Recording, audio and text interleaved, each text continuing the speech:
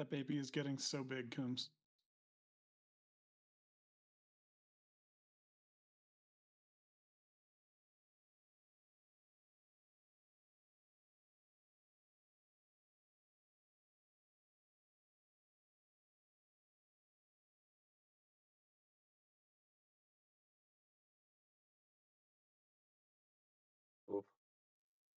We can't hear you, Mayor. You're breaking up.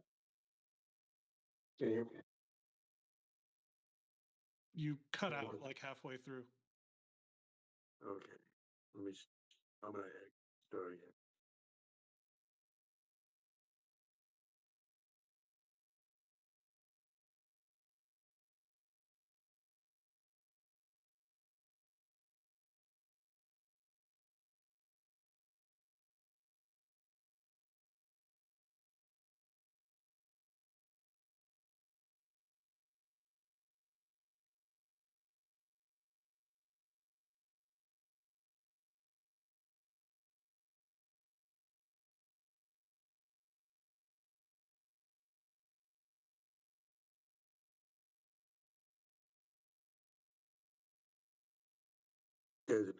Oh, same thing. Okay. Yeah. I tell you what, Mayor Pro Tem here, Councilmember Lawson, why don't you start the meeting? Okay, thank you, Mayor. So we have a mayor's update, APS and Boys and Girls Club update. Do we have all of the presenters? Mayor, I mean, Councilmember Oh, Lawson. I'm sorry. Sorry. Can we please take the roll? Sorry about that. Out of formality. I think I'm in the policy committee. Mayor Kaufman. Here. Councilmember Bergen. Here. Councilmember Coombs. Present. Mayor Pro Tem Gardner. Councilmember Drinsky. Here. Councilmember Lawson. Here. Councilmember Marcano. Present. Councilmember Medina. Here. Councilmember Murillo. Present. Councilmember Stenberg. Here. And Councilmember Zavonik. Here. There's a quorum. Okay, thank you. Now we have the mayor's update, which is item 1A, the APS, and we're going to go, is there any mayor's update? So the mayor is not on here, and now we're going to go to 1.A.1, the APS and Boys and Girls Club update. Do we have all of the presenter or who will be presenting this evening? I think Mike's the sponsor. Okay, I see the mayor now. I was just going to do it on his behalf since he couldn't have his audio. Mayor, this is your item. Can you hear me now? You're still cracking up a little bit. Okay. Now I can hear you. No, yeah, you're steady. Okay. Well, the reason why I brought this forward is we were having a discussion about violence prevention versus violence intervention, and I was so impressed with what our public schools were doing.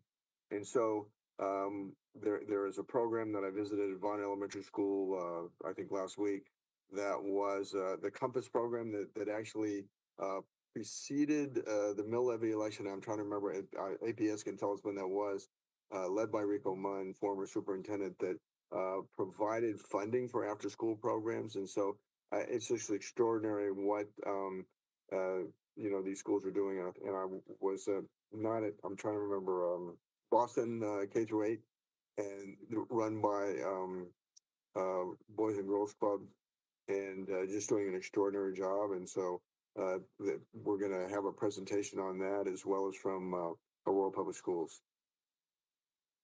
So please proceed. I don't know who had the order, so I think boys and girls. Boys Club, Girls Club is going to go first. Okay. All right. Good evening, everybody. My name is Carrie Zwanzig, and I am the Vice President of Grants and Contracts with the Boys and Girls Clubs of Metro Denver. I'm joined by Jen Torrent, who is our Club Operations Director, overseeing all of our Aurora clubs, and then Kate Garvin, who's our Chief Club Operations Officer, who oversees all of our clubs. I am going to share my screen with you just for a quick presentation today. If I could get a thumbs up if you're seeing a whole new screen here. Sounds good. Okay, great. Well, again, thank you for having us this evening to hear a little bit about the impact that we are having in the Aurora community. So as a quick overview, Boys and Girls Clubs of Metro Denver serves the entire Metro Denver region. We operate after school and summer programs. We have 13 school-based sites, 7 standalone facilities. So those are facilities owned and operated by us. And we're open about 39 weeks during the school year for approximately 15 hours per week. In the summer, we're open for 8 weeks between 8:30 and 5 p.m. And we do all of this programming for only $2 a year per child. There are 4 core program outcome areas that we operate within. So we're administering academic success programming every day through Power Hour, which is a homework support program. We're supporting kiddos with literacy, increasing reading comprehension. We're administering character and leadership programming. So we're getting kiddos into leadership programs at young ages, getting them involved in service learning projects, talking about their communities and ways that they can give back. We do healthy lifestyles, and this runs the gamut. A huge breadth of programming here through nutrition, sexual health, risky substance use, or risky behavior avoidance. And then we operate mental health programming. Across all of our programs, we implement social emotional learning that is really in the fabric of all that we do. And we employ 11 mental health professionals who come into the clubs twice per week to provide one-on-one case management and social emotional learning groups for our kiddos. They are also connecting families to outside resources as well, and connecting to other mental health resources for more acute needs that kiddos have. We measure a whole bunch of outcomes. This is just a snapshot of what we do measure across several of those outcome areas. So we measure reading comprehension. We're measuring leadership skills, kiddos making sure everybody feels like they belong when they're a leader of a group. Increased knowledge around healthy behaviors, seeing when kids can indicate and recognize, identify, and name their different emotions. And then we also want to make sure kids feel a sense of belonging to the club, to themselves, and to their future goals and plans. And when they do have that sense of belonging, they will lead happier and healthier lives. We cannot do what we do without the key partnerships that we have across the Aurora community. That's with Aurora Public Schools, with the City of Aurora, with the Broncos, the Rockies. We're appreciative of Representative Jason Crow's work to support what we do. Mile High United Way comes into one of our clubs specifically to support at Montview Elementary. Food Bank of the Rockies helps provide nutrition, healthy meals and snacks every single day kiddos are in the club. And then we also contract with 60 and plus enrichment partners to come in and enhance the work that we do across all of those core program outcome areas. So we operate 6 clubs within Aurora Public Schools. Annually, we're serving about 6,300 youth, and that equates to 490 kiddos daily who are going into Boys and Girls Clubs in Aurora. That translates to about 40 employees in Aurora who are coming in to help with kiddos in APS, in our Boys and Girls Clubs. The demographic of kiddos that are coming to our programs are 96% eligible for free or reduced price lunch, 96% youth of color, 44% from single parent households, 47% are from households that speak languages other than English, and then 15,000 is the median annual household income. So we know what we're providing, of course, supports kiddos, develops that sense of belonging, increases their confidence, increases social competence, and within all of that, strengthens families as well.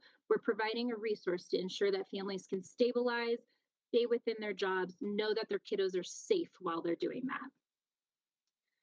In Aurora specifically, these are just 3 of the outcomes that we have measured over the course of the year. We have many more, but 93% of surveyed Aurora families have indicated a high or extremely high satisfaction with their club.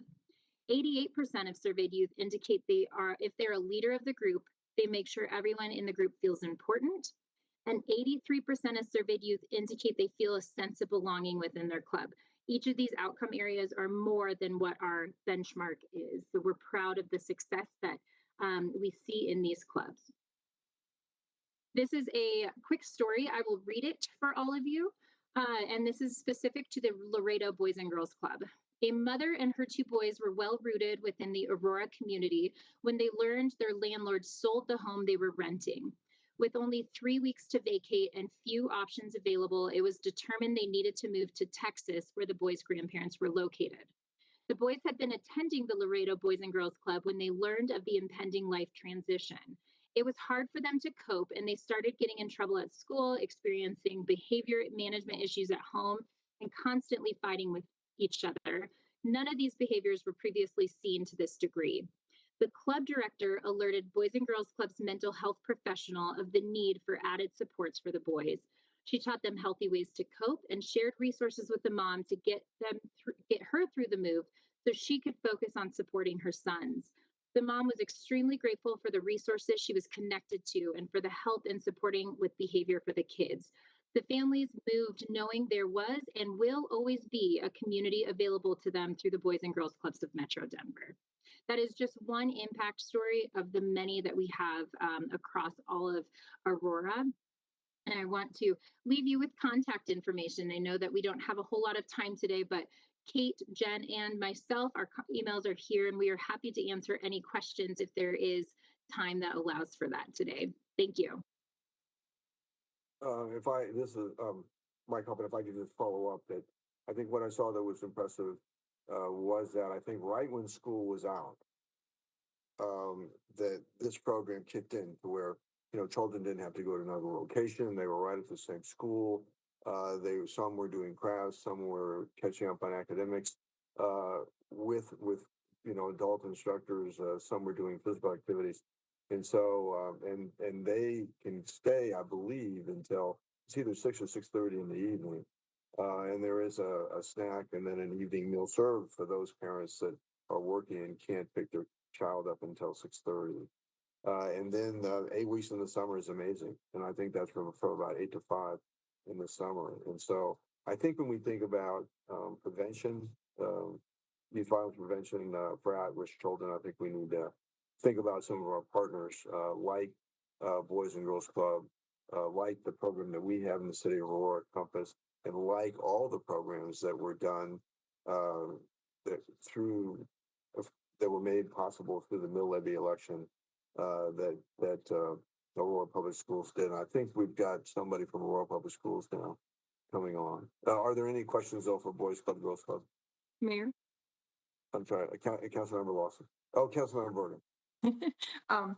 No, thank you. I'm very impressed with that. I think it's a much needed resource in our schools. I didn't catch, maybe I wasn't paying attention. What did you mention Laredo Middle School? But is this for elementary and middle school, or is it specific to one of those two? Great question. We do provide our programming for kindergarten through 12th graders. We are currently operating in 6 elementary schools right now. Boston Elementary is one of them, but that is through 8th grade. Okay, great. Thank you. Let me just say, and I think someone from APS is going to come on, but I think the mill levy election was specifically targeted K through 5. But Boys and Girls Club has a variety of funding sources, as they mentioned before. Great. Any other questions for Boys Club, Girls Club? Mayor. Councilmember McConnell. Thank you, sir. And thank you, Carrie, for the presentation. What you went over really speaks to me. This is something that I've had a lot of conversations with families here in Ward 4 about. I'm curious, what would it take for you to expand these offerings to other schools within APS? That's a great question. I have Jen and Kate on here who can answer that. And there are multiple providers. Let me just say there are multiple providers, nonprofit providers. Mm-hmm. And so maybe let's go to APS if there are no other questions, because I think APS can answer where there are gaps in the system right now. I'm not, I think most schools, in terms of their objective of K through 5, I think most schools are covered right now. Who's our representative from APS? Hi, Uh, that's me. My name is Amanda Young. I'm a community engagement coordinator for APS, and I run the mill levy programming. So our principals select which provider out of our approved list that they would like to have it within their schools. So the schools that have chosen Boys and Girls Club were listed in the presentation before. Okay. Okay. Well, I think let me go through this list. Jeremy Jimenez, Aurora Public Schools.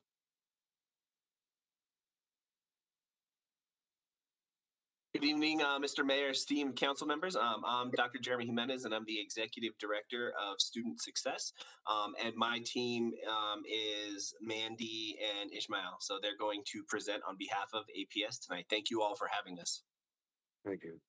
Please proceed.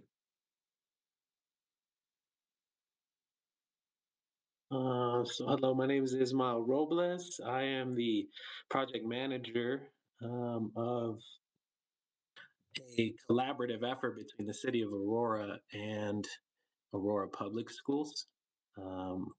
Getting this PowerPoint up.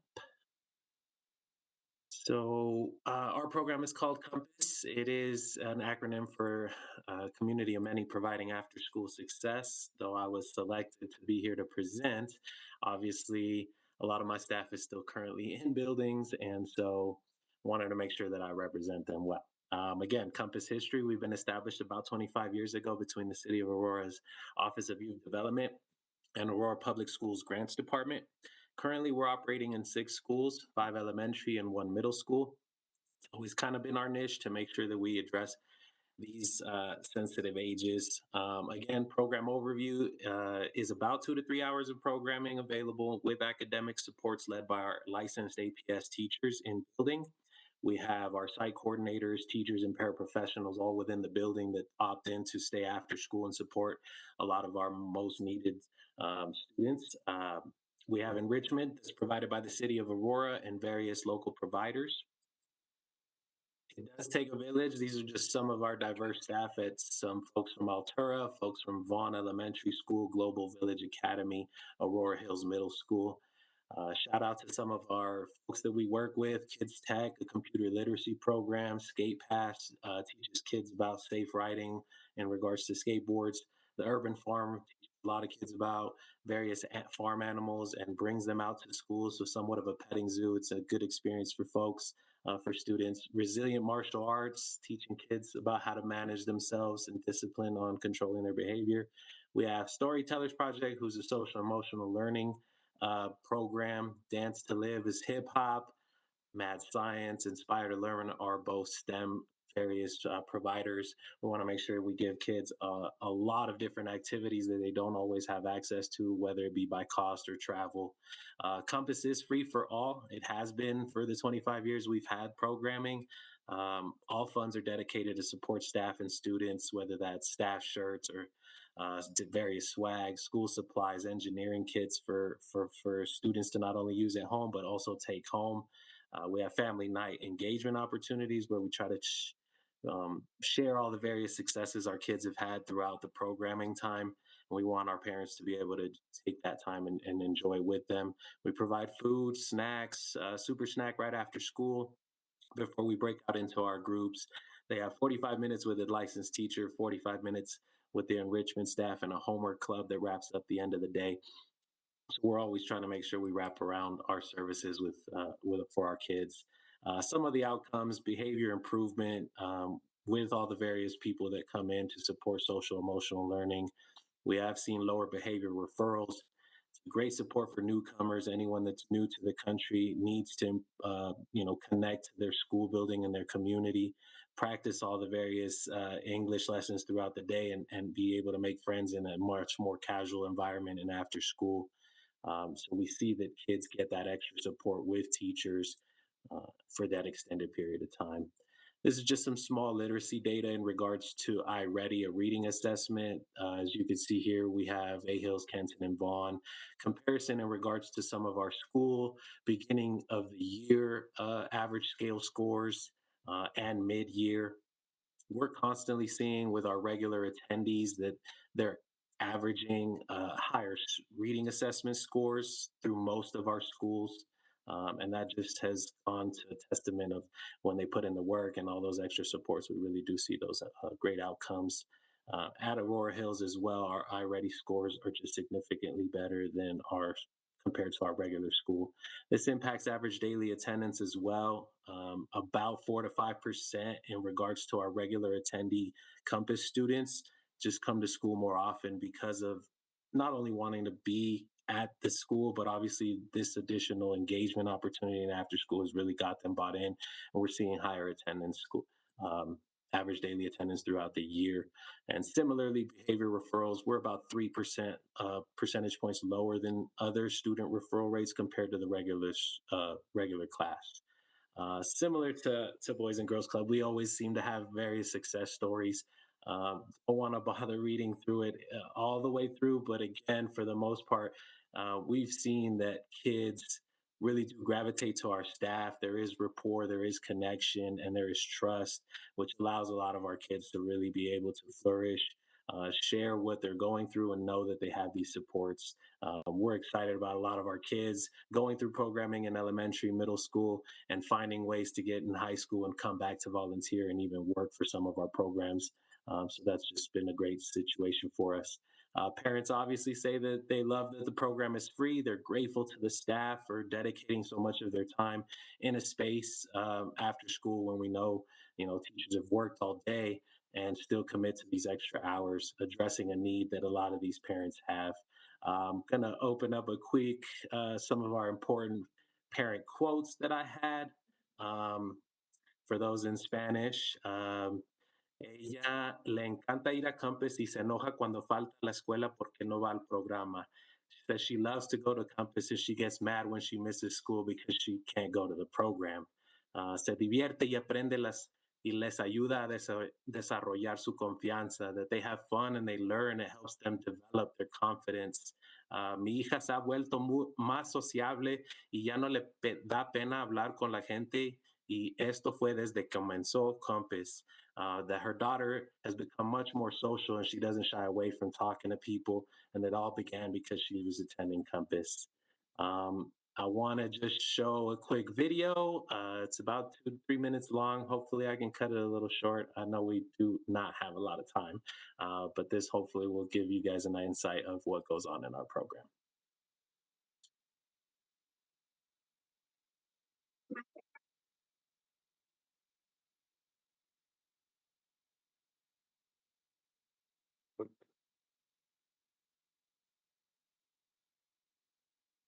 Is there audio? Ismail, we're not getting audio. Ishmael, go ahead and stop that, stop sharing.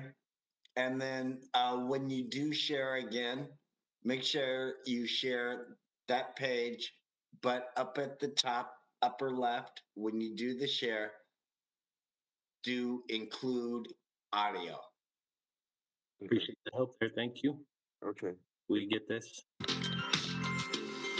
My favorite part of Compass is going outside and making crafts. My favorite part about Compass is the activities.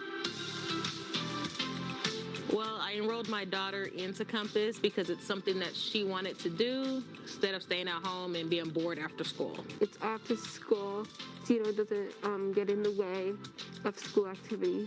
My name is Tara Swalgren, and I'm an after-school leader for Sable Elementary, and I work in Compass because I think these kids deserve some consistency in their lives and some fun and creativity, and I think I can help provide that. Pues primeramente porque yo soy madre soltera y trabajo y en realidad necesito un tiempo más extendido, aparte porque aquí en este programa les están ayudando con las tareas, les deporte y él la verdad pues es muy activo y a mí me ayuda bastante.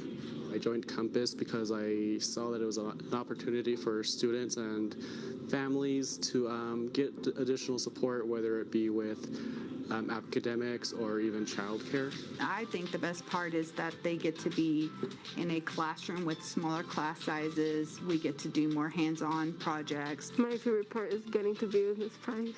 Aw. My favorite part about Compass is that it's free. Pues que es gratis Eso es lo más importante porque pues nos tenemos que estar pagando una persona, una niñera que lo cuide después de escuela y pues es gratis y ojalá y que el programa continúe porque pues es muy conveniente para nosotros los papás que... Some of the growth I have seen the students that participate in Compass is just kind of like letting their personalities out and letting like their trust in adults happen, because I know that can be an issue, and just their self-exploration. So Since my daughter's been in Compass, it's just seeing the excitement she gets by having different opportunities to get to do things that she wouldn't do normally.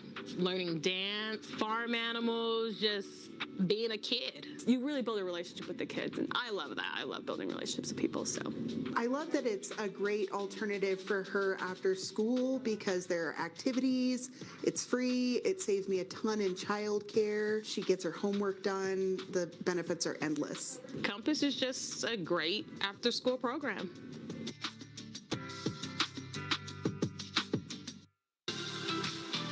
My favorite part about So, just lastly, how you can support out of school time. Lights on after school, usually in mid October. A lot of government buildings leave their lights on in support of after school programs.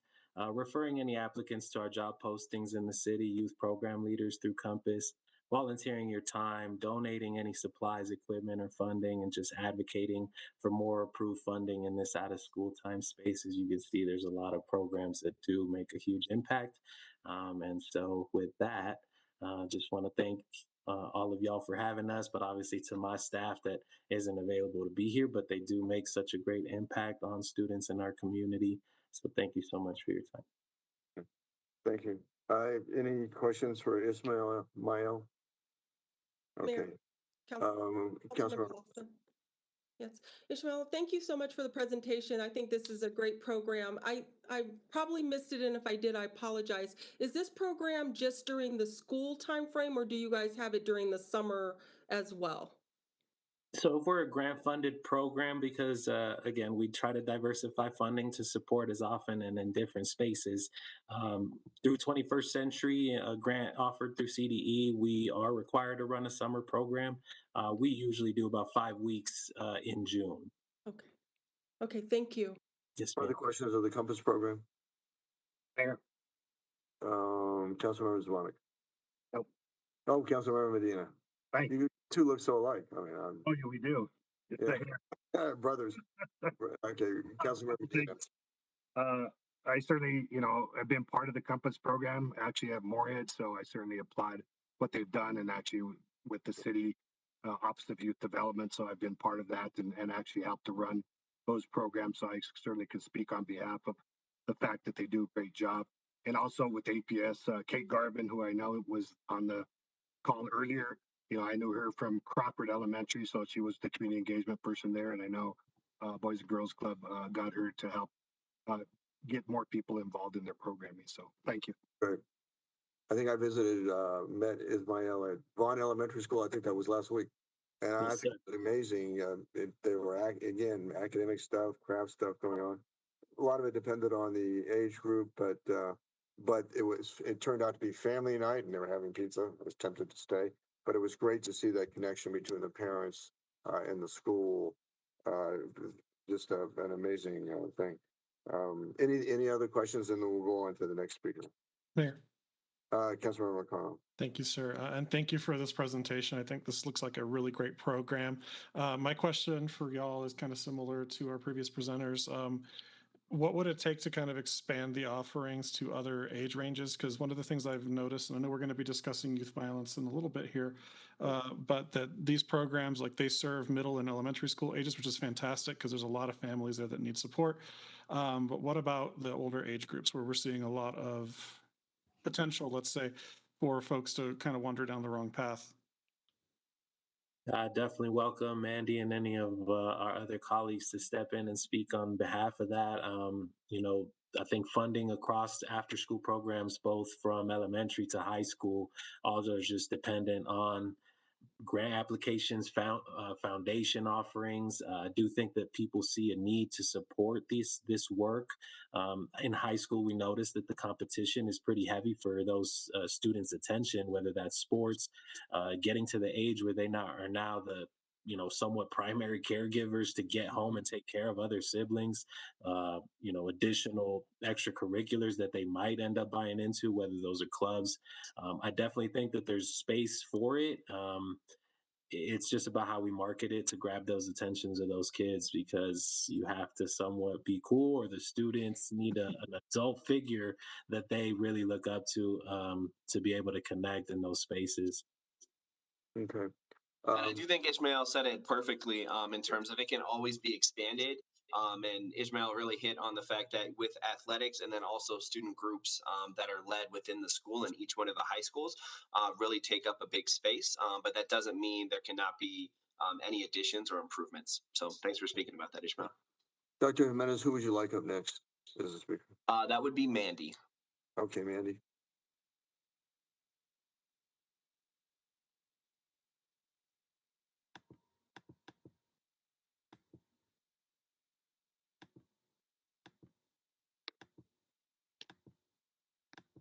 Okay, thank you all so much. As I stated earlier, I'm Mandy Young. I'm a community engagement coordinator here at Aurora Public Schools, and I manage our mill levy funding.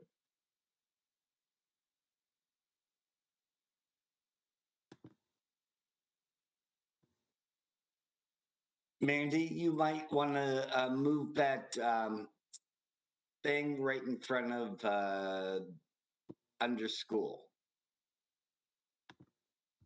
because that's blocking everything else. Yep.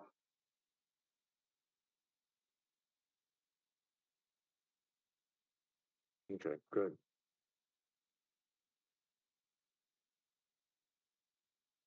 Oh, you're muted.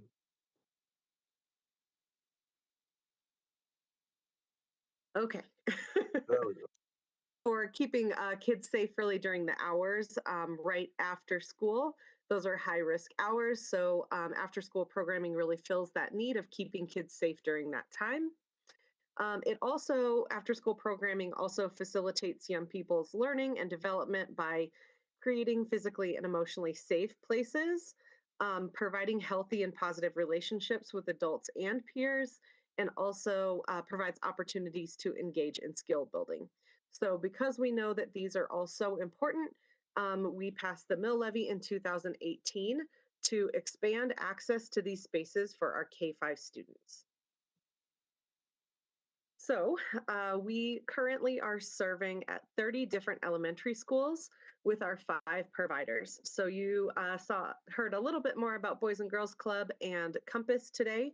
We also have 3 other providers. We have Scholars Unlimited, the YMCA, and Rocky Mountain Kids that also serve in our elementary schools. So Compass program, you saw a little bit about them earlier. They are currently serving at Altura, Sable, Vaughan, and Kenton. And then Boys and Girls Club, Boston, Crawford, Laredo, Montview, Paris, and Virginia Court.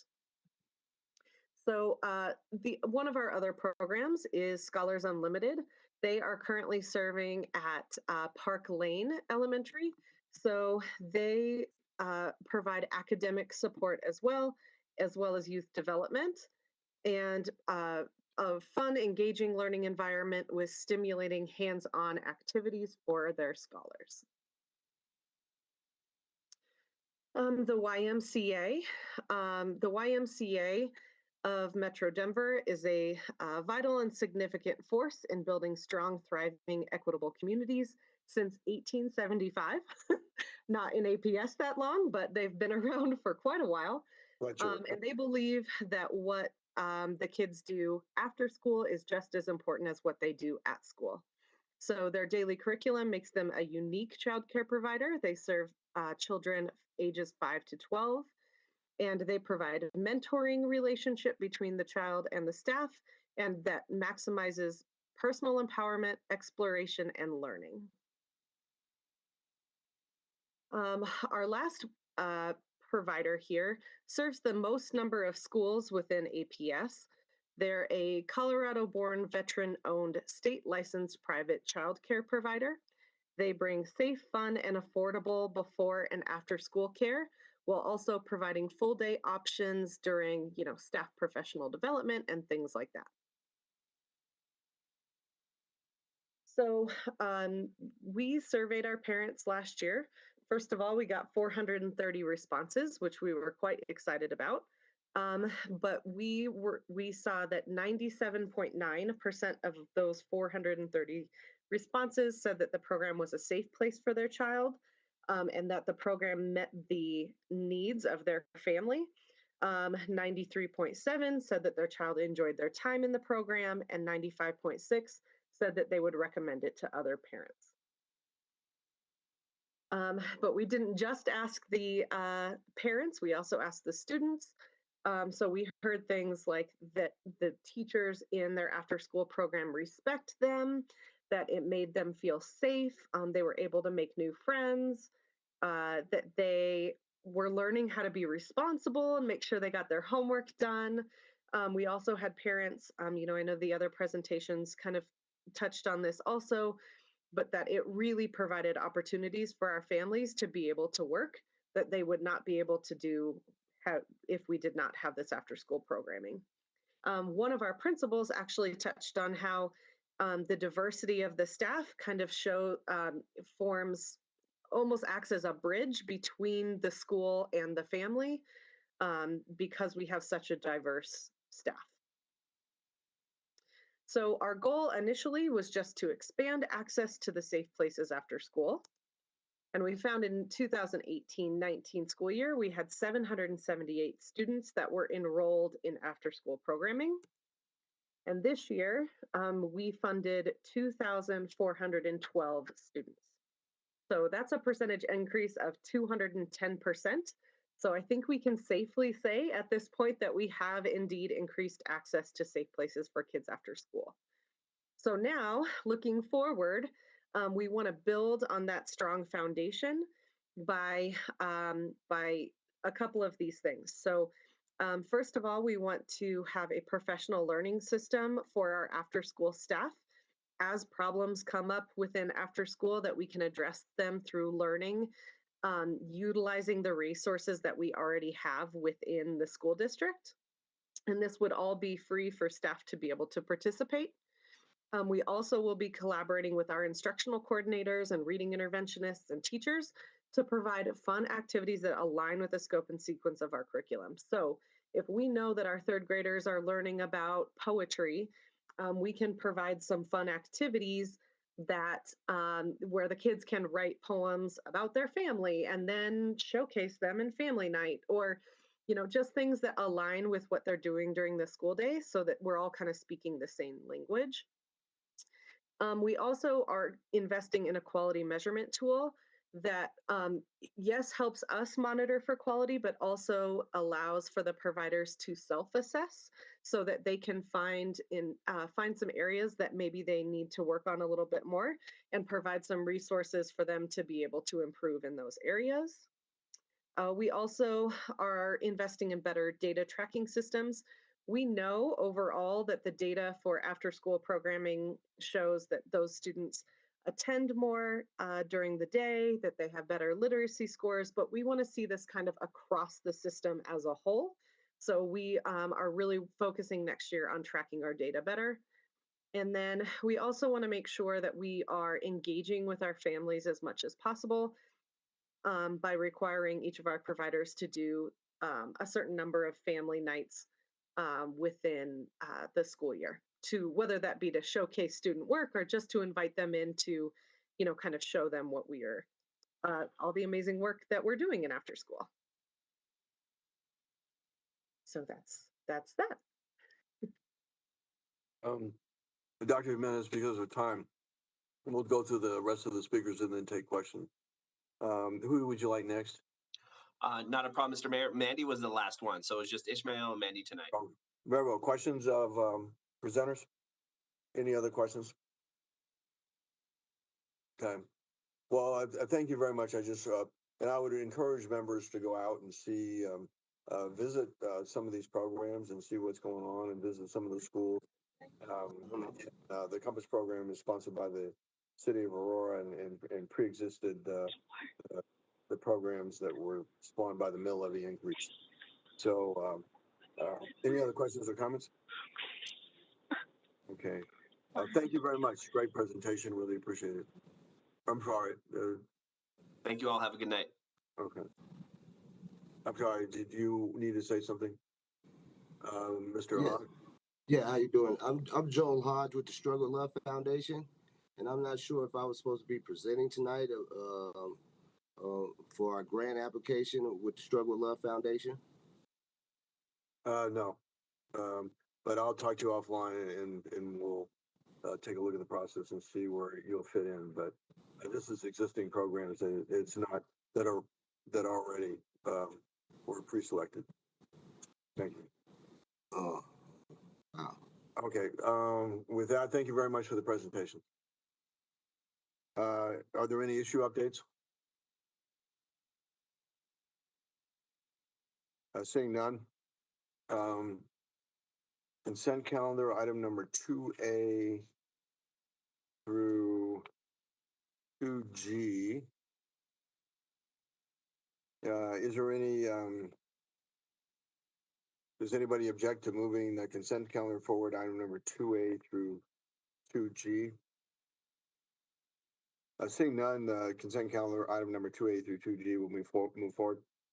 And I want to just take a second to say that Councilmember Gardner, I believe, contacted myself as well as other members of council to say that he's had some medical procedure and he's recovering from it and not able to participate in tonight's study session. Items number, I've had a request to take item number 3A. Councilmember Bergen, could you please let us know what you want to do on this? Item number 3A, 3B.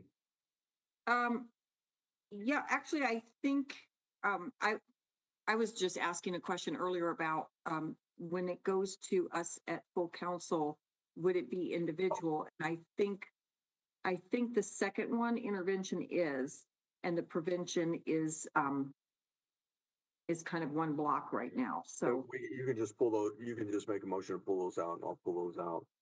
Okay. When we're in the regular meeting. Okay, I misunderstood you, Charlie. Okay. Is there any objection to moving item number 3A?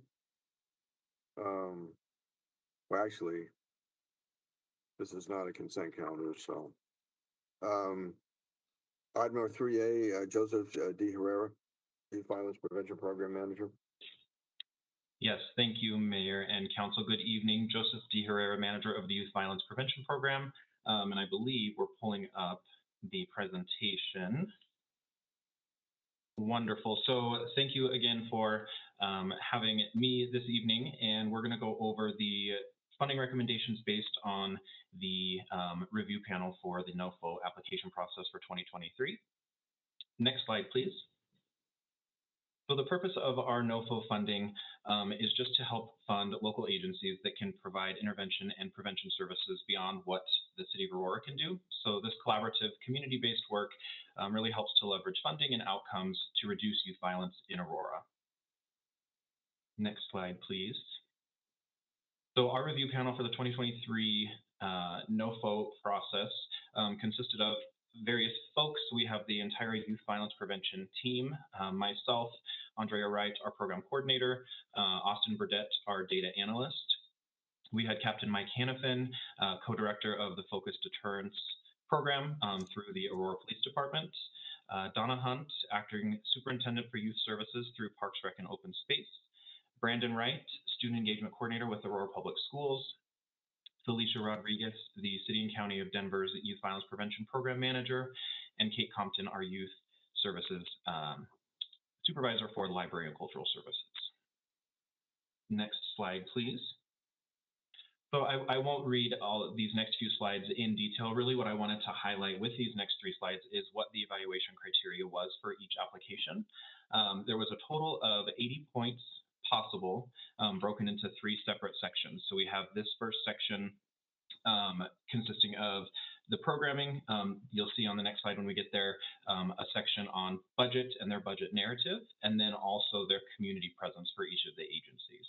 I just want to notate too, on this slide, you'll see there's prevention and intervention. So of course, based on the application, we would use either the prevention question or the intervention question on this. So I just want to highlight those pieces for you. And so really the purpose of this was to ensure that we were being equitable in our scoring for all of these agencies and really taking an objective look with our panel and making sure that the panel was very impartial. So next slide, please. Again, very high level overview. So this was what was evaluated for all of the budgets and the budget narratives. So a possible of 20 points. For each of the evaluation criteria, there was a score ranging from 1 to 4. So that's how the agencies were able to be scored on these criteria. Next slide, please. And last, we have the social media and community presence out of 12 points. So with those 3 sections, that gives us a total of 80 points. So as we go through the slides for the agencies, you'll see different scoring on there and what their score was out of those 80 points. Next slide, please. So here is a list of all of the applicants that applied this year. And I want to point out just the difference in, we had 29 applications for the 2022 review process. And this year we had 35 applications, 22 prevention and 13 intervention. So kind of a breakdown, we'll go over this a little bit more too. So requesting a one-time request of funding to exceed the cap of $500,000. So the way this is broken down is we, in 2022, it was approved to fund a total of $259,600 out of the $500,000 set aside for NOFO funding. So we had a budget or unallocated funds of $240,400.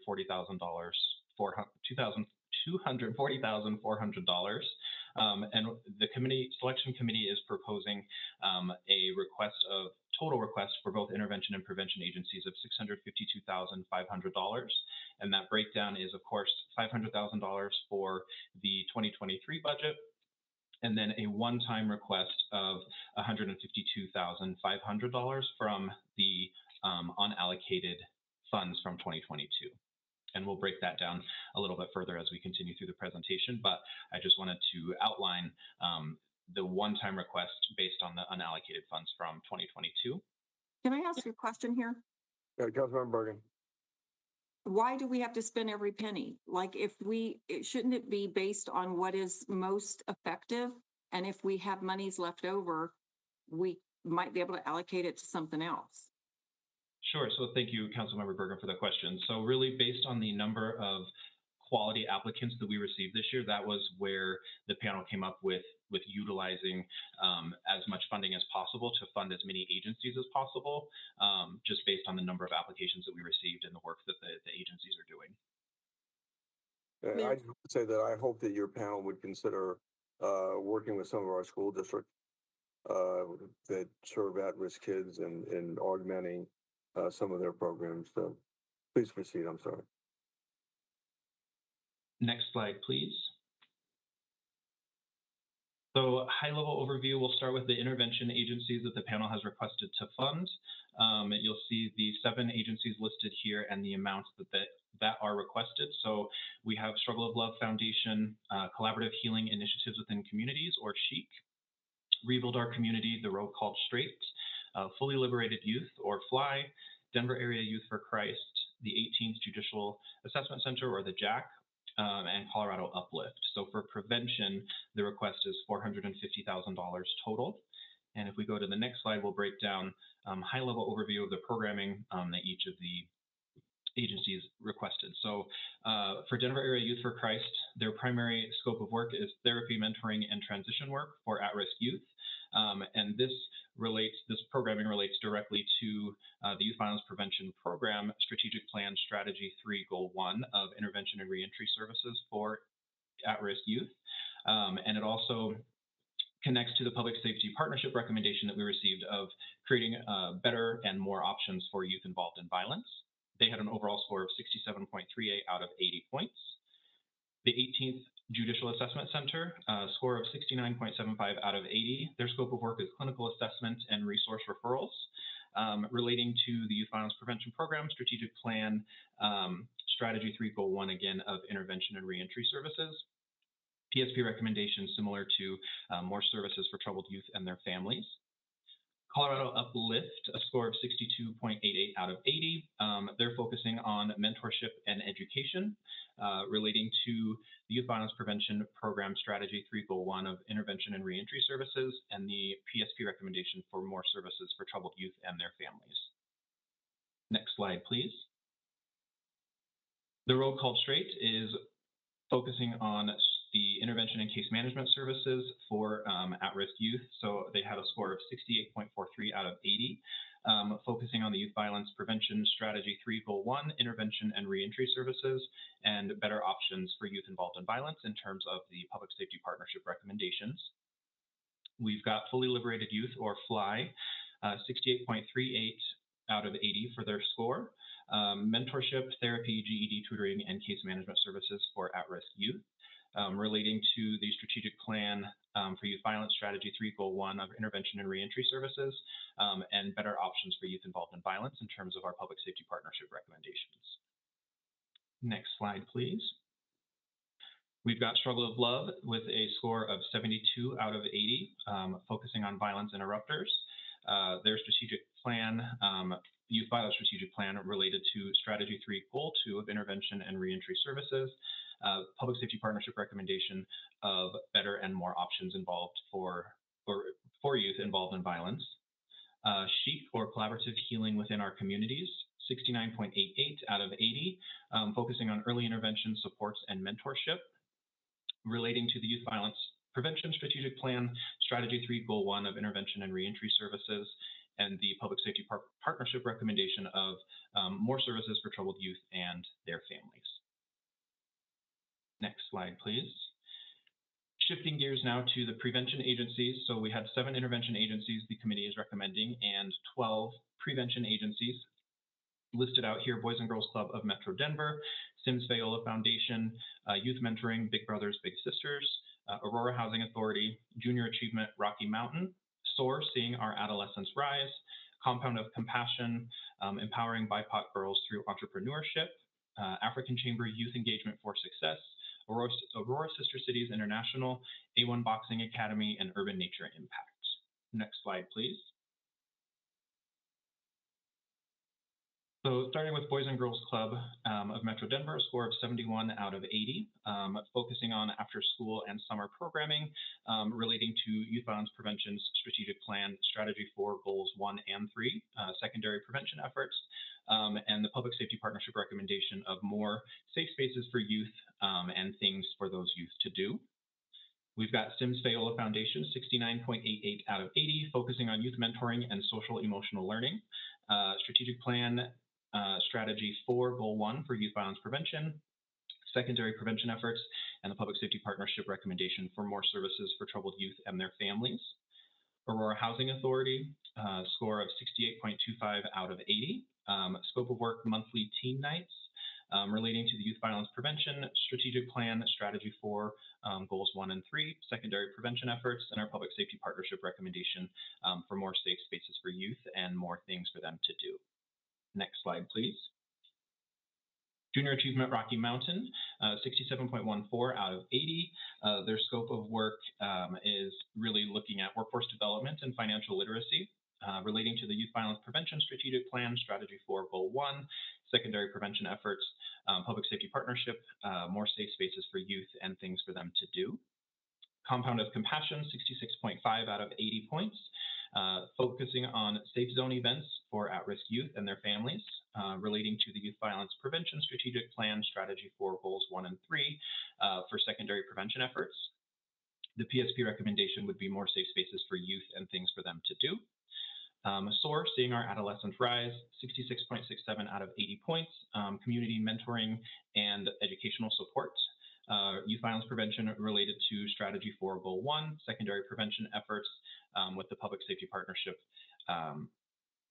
connection being more services for troubled youth and their families. Next slide, please.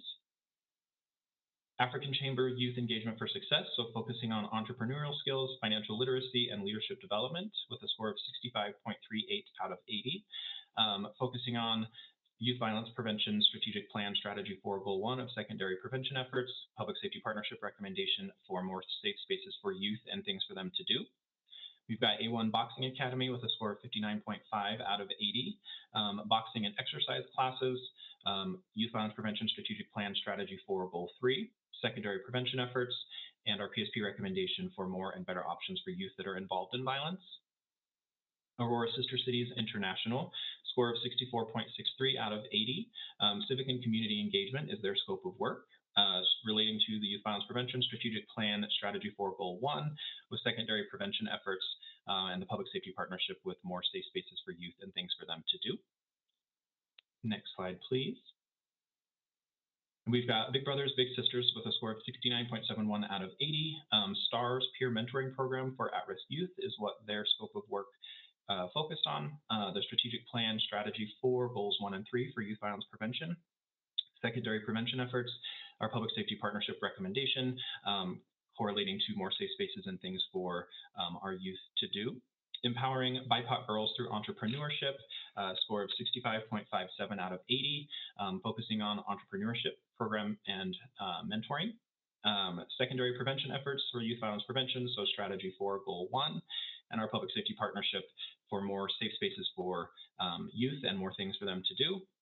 And last but not least, we've got Urban Nature Impact with a score of 58.33 out of 80. Their scope of work is focusing on nature trips and mentoring relating to the youth violence prevention strategic plan strategy for goal 1, secondary prevention efforts, and our public safety partnership for more and better options for youth involved in violence. So just a different way of looking at the funding request breakdown. So again, we have 7 agencies for intervention work for a total of $450,000 is the request. $400,000, of course, from our 2023 budget, and $50,000 from the unused funds from 2022. 12 prevention agencies for a total of $202,500. So the additional $100,000 from the 2023 budget and a request of $102,500 as a one-time payment from the 2022 funding that was not spent. Next slide, please. So kind of twofold questions for you all. Does council support moving forward with the recommendations for prevention funding, where agreements will be approved by staff as the funding amounts are less than $50,000? And does council support moving the intervention funding recommendations to a regular meeting? And with that, I will turn it over to questions for you all, and to let you all know that we are fortunate enough to have the agencies who did apply, who are getting requested or pushed forward to be requested for funding. They are on the line as well to help answer any specific questions to any of their programming or their application that you might have. Mayor? Councilor Lawson. Yeah, thank you, Joseph, for the presentation. I appreciate it. I just have a couple questions for you. So the first question I have, well, I want to make a comment. The first comment I want to say is that just because we have $1,502 extra, $500 of extra surplus doesn't absolutely mean that we have to spend it. You know, we could, you know, maybe savor that a little bit to see if there's some other programming. So I don't agree with you on that we just because we have it, we should spend it. So that's just a comment. My second question to you is on the panel, how come there wasn't anybody representative from maybe the JAC, probation, the 18th Judicial, anybody like that? No one on the panel that I have here that I'm looking at is from any of those agencies. Can you just tell me that were they just not invited? Were they invited but they couldn't do it? Or maybe an explanation on that? Sure, yes, Councilmember Lawson, thank you. So the intention behind the panel was really to remain impartial and as fair as possible. And we did have others that we thought about having on the panel, but then their agencies either ended up applying like the Jack did, or they weren't able to make it. And so really the intent was to make it as fair and equitable as possible. And so that would be why we didn't have, since we did have an application from the 18th Judicial Assessment Center, we did want to make sure that it was still being fair and impartial to the rest of the agencies. Okay, just to follow up on that though, okay, even if you didn't have the Jack, I mean, there's other people in the judicial system that were not applying for any of these grants, but they would have probably been a good a good person to have, or whoever, an agency to have on the panel, just to kind of give their overview, especially if they're dealing with some of the issues that we're dealing with juveniles. So that, I guess, thank you for that. I just think that it didn't have to be the Jack, for example, but there could have been someone else in the judicial system. We have the 18th and the 17th that could have probably been part of the panel, which I kind of wish they were. So thank you for that explanation. My next question to you is, when I was looking at the backup, we do have some, in the prevention side, we do have some actual organizations that are reapplying. And when I was looking in the backup, what I wanted to ask you is, is the numbers and everything, because some of the links were not working where we could actually go into the surveys of some of these agencies that, in the backup, when I was clicking on that just to kind of see what their surveys were. So we have about, I think there's 4 agencies that are asking for funding again on the prevention side, but I really didn't see like the report. Kind of what I think what we required is we required a kind of a report. So what I was asking is the information in the backup for like Aurora Housing Authority, for the Aurora Sister Cities, A1 Boxing, and Urban Impact. Are those numbers that are in this backup, is that what they did for last year? I mean, for the funding that they got previously, for the amount that they got last year or this year? Because the links didn't work in the survey thing. Some of these links didn't work where I could actually kind of go in, and we did kind of request a report from each of these agencies, and now they're actually reapplying, which I don't have a problem with any of these. I'm just asking, where is that information? Because it's not really in depth, actually. Sure. So thank you for the question. So the information that would have been in the backup would have been what the agencies provided when they applied for funding. It wasn't anything specific or attached to previous awarding of funding.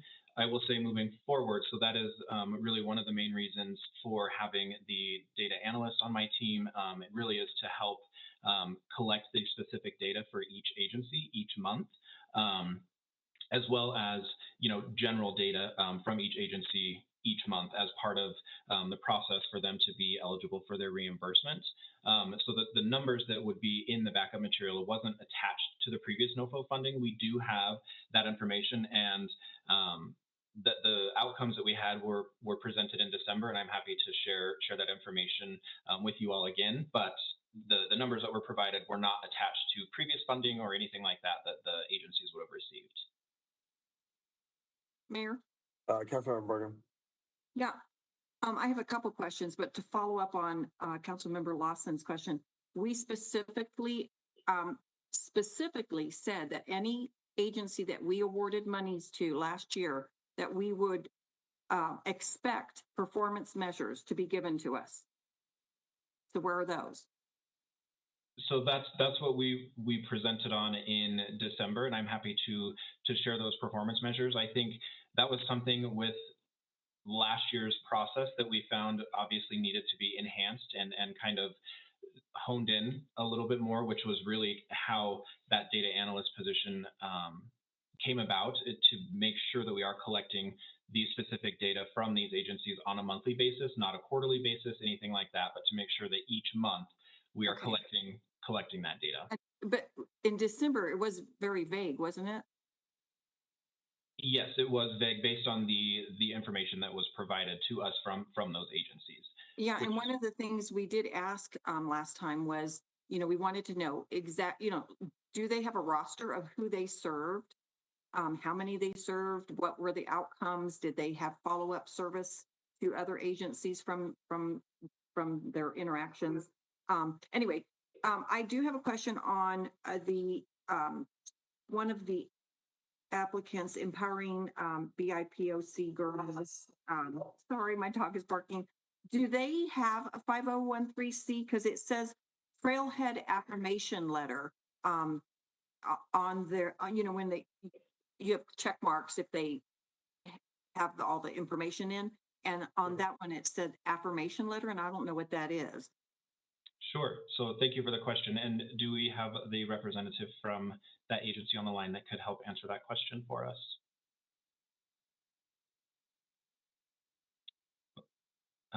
I think you're muted, Maya. I'm Maya Wheeler. I'm the representative from that organization. Trailhead is our fiscal agent. They're a 501c3. We're a project under Trailhead Institute. They've been in business since 2012, and their main responsibility is being a fiscal agent to new nonprofits. Okay, they're a fiscal agency, so okay, so there's no your organization is brand new, formed just in late 22. Yes, in 2022. So I guess my question is, if it's, I mean, I understand you're going under another agency as a fiscal agent, but there's no information on your organization other than, what you're planning to do, I guess, as a new nonprofit. So I guess for staff, is that okay that we just have them under another agency for a nonprofit status? Is that?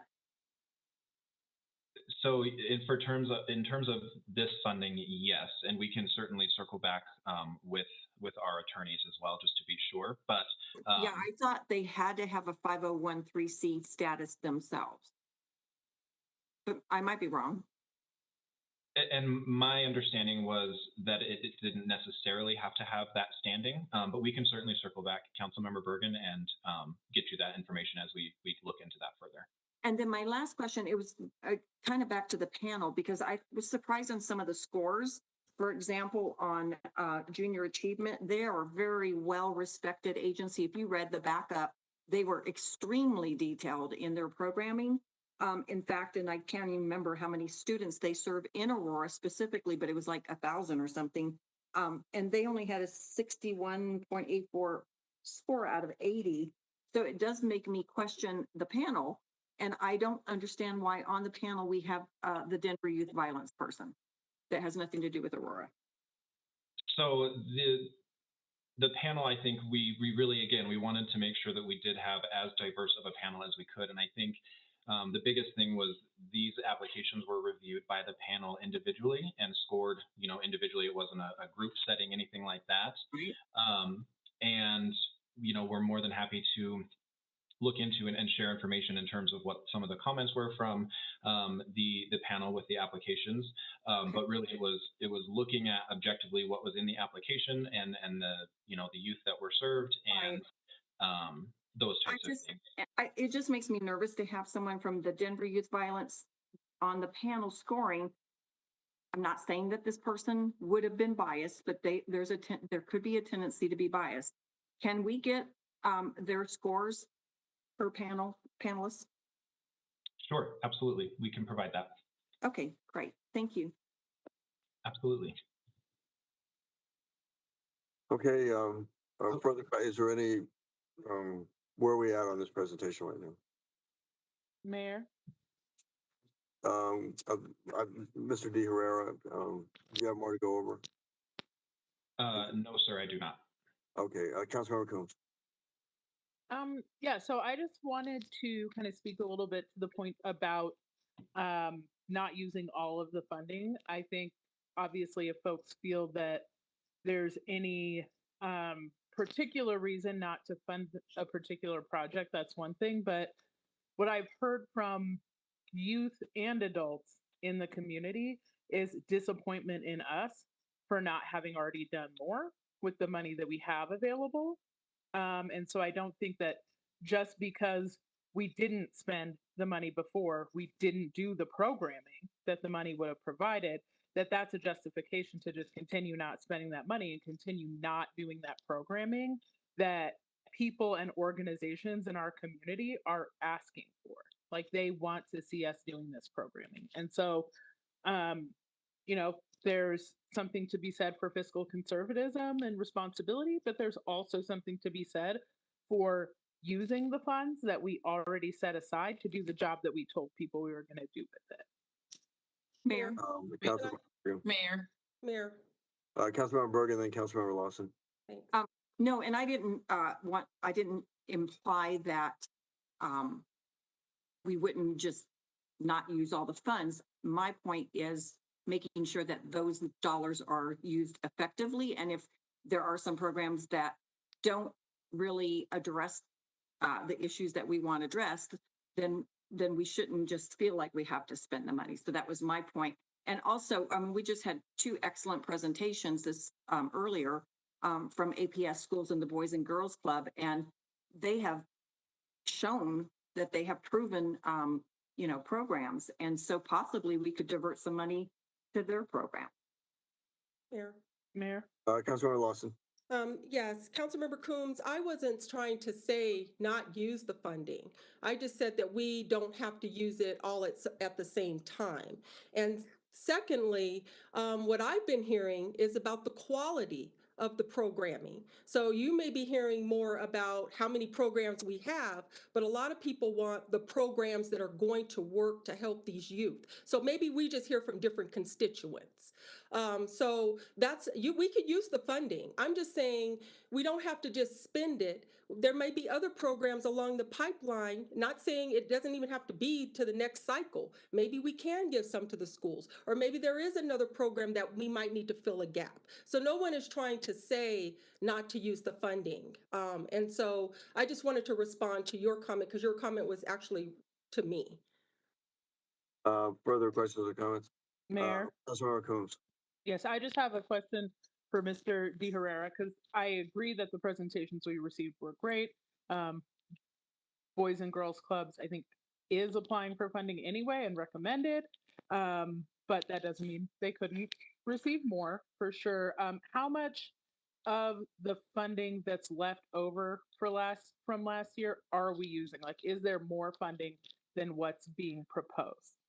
Yes, there is. We're proposing $152,500 of the $240,400 that was unused from last year. Mayor. Further questions or comments by members of council? Councilmember Drewski.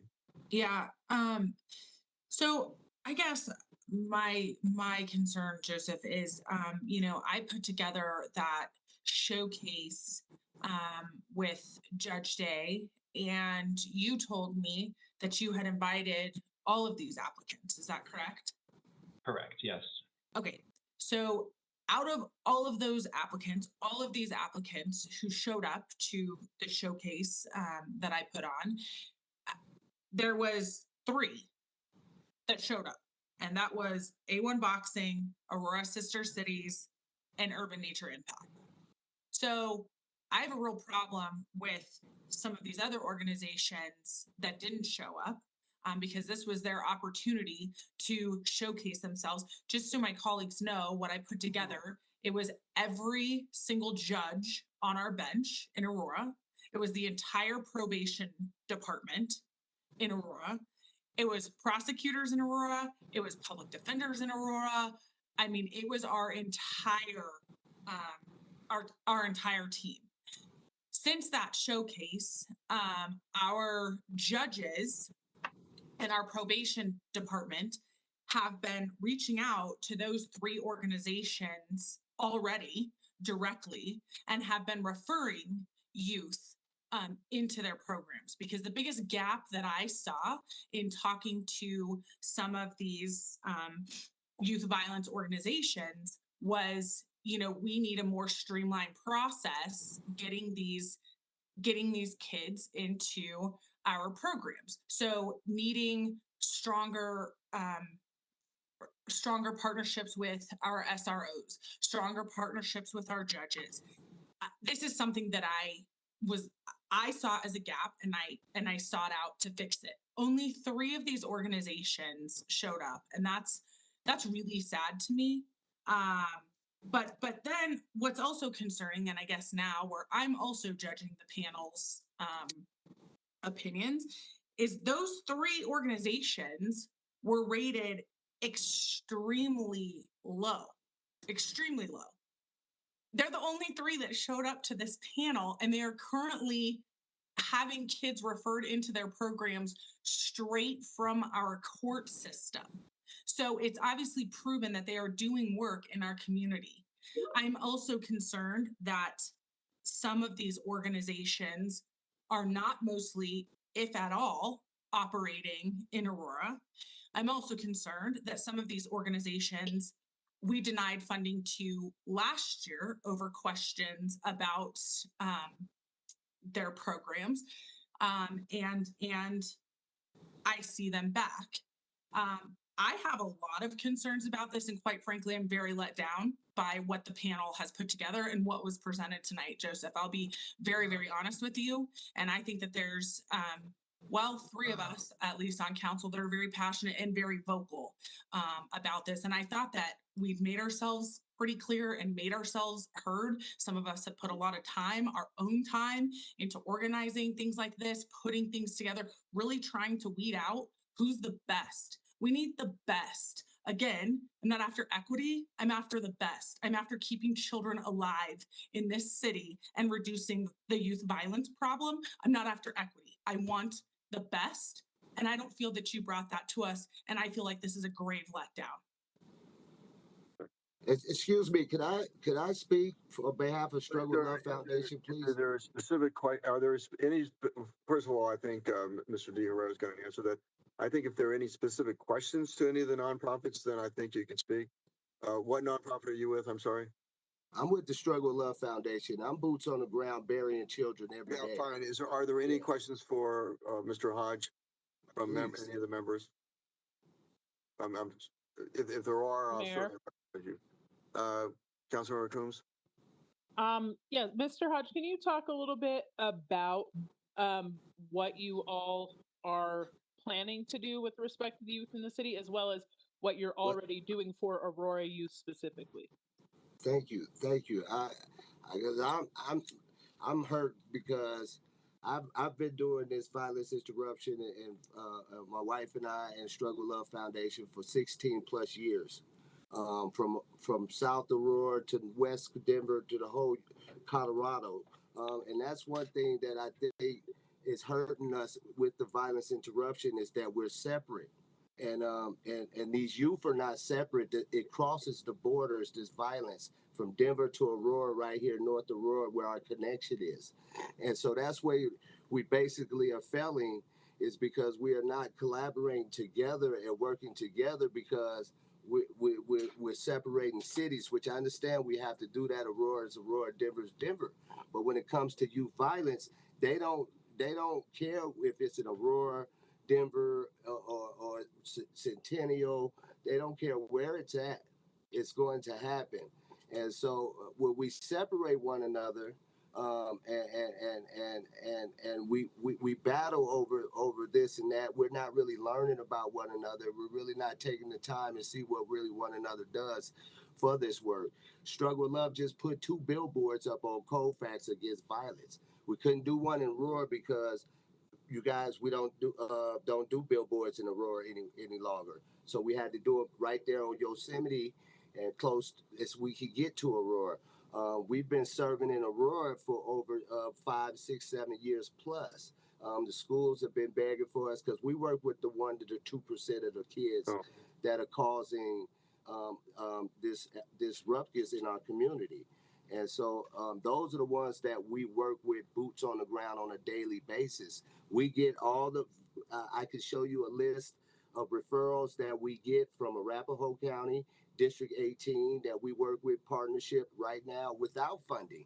And we don't care about funding. We just care about coming in and helping and collaborating with all the partners that's already out there to build a stronger network that we've already built and continue this mission. So I really kind of disturbed that we're even arguing about funding to save children. And I understand that there's some organizations out there that may not be doing the work, But I can show you, and I had brought my video and presentation because I thought I was going to be an opportunity to do the same thing and show our numbers, to show the work that we do within the schools, that we work within 8 schools right now with our mentor and leadership program, and we send out post, pre-post surveys that we have from school leadership and everything, and they send us the youth that need the extra help. And then we bring our own mental health therapists in with our programming. And we developed this model from ground up, from being homeless here in Denver, Colorado, and Aurora, where we stayed at homeless there too. I just hope you guys calm down a little bit, take a breather. You know what I'm saying? And really look, because all we're trying to do is help. Okay. We've set up several events at the Martin Luther King Library against violence, and didn't ask, do not ask for accolades and all that. We were just asking for a little bit more assistance. Mayor Okay, Drinsky. Councilmember Drinsky. Yeah, thanks. I just want to point out, I did host a showcase that all of these organizations were invited to for this type of a full presentation, to give a full presentation and showcase their organization to our entire court bench, judge bench in Aurora, and Mr. Hodge was not there. I just want to point that out. If we're giving every organization an opportunity to talk, there are several that are on here. Okay, There are several that are on here. They should all get to talk. They should all get to talk. Not productive at this time, and I think we need to move on. And let me just say this, that this year I'm too late in this, but I've been visiting schools, meeting with our leadership in both districts, and that next cycle, I believe that we could be better partners with the school districts, and I believe we can better address youth violence prevention and youth violence intervention by working with our school districts. And so there'll be, you can certainly expect some applications in the next session that I think are proven to be successful, but could use some more support. With that, let's thank you, everybody. I really appreciate this, and I'm sure we'll have a further debate when we get into the regular meeting next week. Item number 3C, 1-year update and options for expansion of abatement services. I just think that this is important. I just want to say that I know the Colorado Sentinel just did a story about the camping ban, and 9 out of 9 photos that they use were outside the city of Aurora. The greatest problem area that we have is when you go down Parker, southbound on Parker Road, everything on the Cherry Creek side of Parker Road to the fence line of Cherry Creek Reservoir is not in the city of Aurora, and we don't have jurisdiction over it. It's unincorporated Arapahoe County, and then it goes into part is Army Corps of Engineers, and then beyond the fence line is State Park. So, Justice Prosser, it's you've got the floor. Thank you, Mayor, members of council. I'm going to turn it over to Emma Knight to provide an overview of the camping ordinance over the past year, as well as some options for expansion. Thanks, Jessica. Good evening, Mayor and Council. My name's Emma Knight. I'm the manager of our homeless programs. And I'm just going to share my screen. Let me know if I'm sharing the wrong one.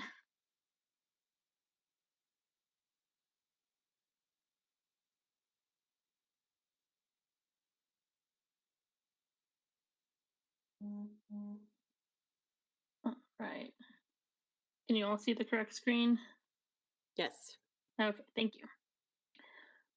So as stated, this is a 1-year update on the unauthorized camping ordinance, and I'm going to go through a summary of what's happened and some metrics that we've collected, and then provide some recommendations at the end for maybe how to make things a little more efficient or expand services. All right. So, in summary, we did 399 abatements in between May of 2022 and April of 2023. That comes out to roughly 33 a month. And we really ramped that up in January. And we're doing a little more than 30 a month. We placed 179 residents in pallets throughout that time in the abatement units that we had. And in total, our contractor costs between the city of Aurora and CDOT for our Keeson cleanups, we spent $212,837.37. And that's just on the abatements themselves for the contractor cleanups. And we received 3,036 Excel reports on encampments in that time. Oh, sorry, do you have a question, Mayor? Go ahead. I'm sorry. Okay, let's just go through the presentation, then we'll do questions. Go ahead. Okay, thank you. Yeah, I have a lot of information in here. Hopefully I'll answer your questions before you have them. Yeah, so 3,036 reports, and in contrast, in 2021, we received 2,278 reports, and in 2020, approximately 900 reports. So that's really ramped up since the camping ordinance was passed. And as I said previously, 399 abatements total. 284 of those abatements were just in the city of Aurora property, not on CDOT property. 27% of the reports that we received, so 27% of that 3,036 reports were duplicates, which means they were requests turned in about the same camp within 10 days. And we use that 10-day period because that's roughly how long it takes to get to a camp. And 51% of reports were for encampments, and 30% of reports were for people living in vehicles. And with that 30%, 54 were in RVs, 54% were in RVs, and 46% were in vehicles other than RVs. Our most abated locations were CDOT property, specifically 225 in Iliff, Highline Canal, Parker, and Mississippi. And then we did a lot along the Tollgate Creek in general, also on the Highline Canal, and then Horseshoe Park was another hotspot. So here's a breakdown of the total cost. So in total, for that whole time, we spent roughly $2 million on the camp to enforce the camping ordinance, and that included those Keeson costs, setting up the pallets, repairing pallets if they were damaged, which when you're moving people in and out so frequently, that definitely happens. And then, as you can see, lots of other costs in there. Staffing costs, I included PAR time in that, and that was 2 PAR officers, roughly 3 days a week, is how I came up with that number. And then homeless staff hiring, we had meant to hire someone, but with some staff turnover, we only are just now hiring a second abatement liaison, and they'll be starting next Monday, so that's exciting. But we had some cost saving due to that. If we had had that person on board this whole time, we probably would have been closer to 200,000 or so. And then additional shower trailers, vehicles for abatements and outreach, and then fuel costs. So just roughly what we had spent. And to break that down a little bit more within just the Keeson contract for the abatements with our contractor Keeson, again, we had that $212,837 is how much we spent just on that Keeson contract, and we were funded or budgeted for $250,000, and this was just May through April, so we still had about a month left of spending, so we were probably closer to $250,000 by the end of this. But with our tracking being up to them when I created the slide. 51,000 of that was CDOT funding, and our IGA was for $75,000, and the rest of that was 161,552 that was spent on Aurora property that was not CDOT. And just to go over what our abatements look like timing wise. So this goes from the day we receive a complaint to the day of the abatement, roughly how long things take or were taking us to do. So day one, complaint is received, and it takes anywhere 3 to 10 days to abate a camp. So we receive the report, and then staff investigates. Usually they're out there within 1 to 2 days to investigate.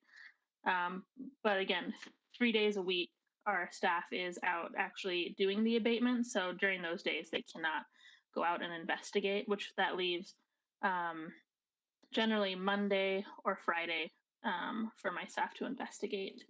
And so then it takes 1 to 5 days. Typically, we do it fairly quickly, though. And then after a camp is investigated and is posted for, is given a notice of abatement, they have 72 hours that have to pass before we can do an abatement. So in that 72 hours, that's when we're planning the abatement, checking with staff, coordinating with Keeson to make sure they can get out that day.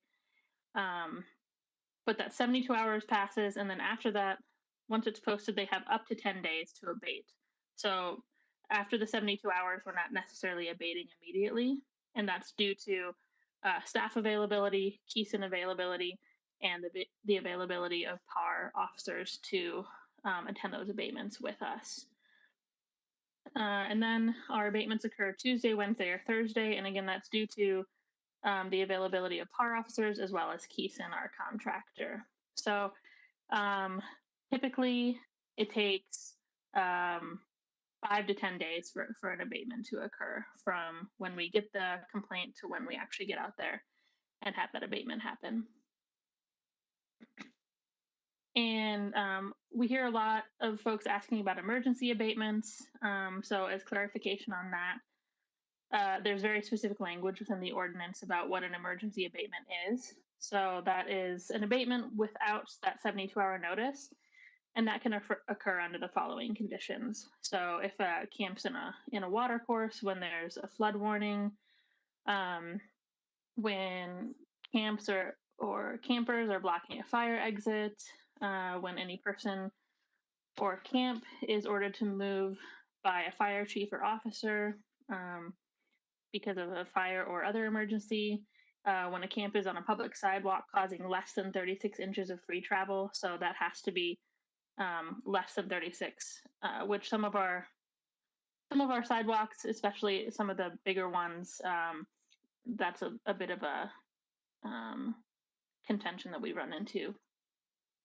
And when a camp is along a public right-of-way or sidewalk, when a snow emergency is en route and they could be plowed in the process. And the last one, when hazardous or explosive material is present. So all of those are what can go into an emergency abatement, which these don't happen that often, but we do see that the one that happens the most frequently would be the public sidewalk with less than 36 inches of free travel. So moving on to our pallet shelters as part of the camping ordinance. So in September 2022, we got our Safe Outdoor Space program expanded by 30 pallet shelters that you all approved, and they've been really great since we got them. They're specifically for folks leaving encampments, and our staff is the only one that can refer folks to those. So we're not just getting folks randomly referred there. They're only folks coming from encampments that were abated. So since opening, those 30 pallets have served 179 people, and each person who goes can stay a max of 30 days as long as they're working with case management, and that goes the first week. If they're working from case management, that they can be extended, and that goes up to 30 days. So the impact of the pallet shelters has been really great. We've seen a lot of success with these. 115 or 80% of residents have gotten access to their vital documents, which is a key first step to moving towards housing or employment. It's getting those documents, and that's 299 documents, which is quite a lot. And some of these documents take a long time to get, like birth certificates or social security cards. And if you don't have one, oftentimes you can't get the other ones. So it's quite a process to get all of those.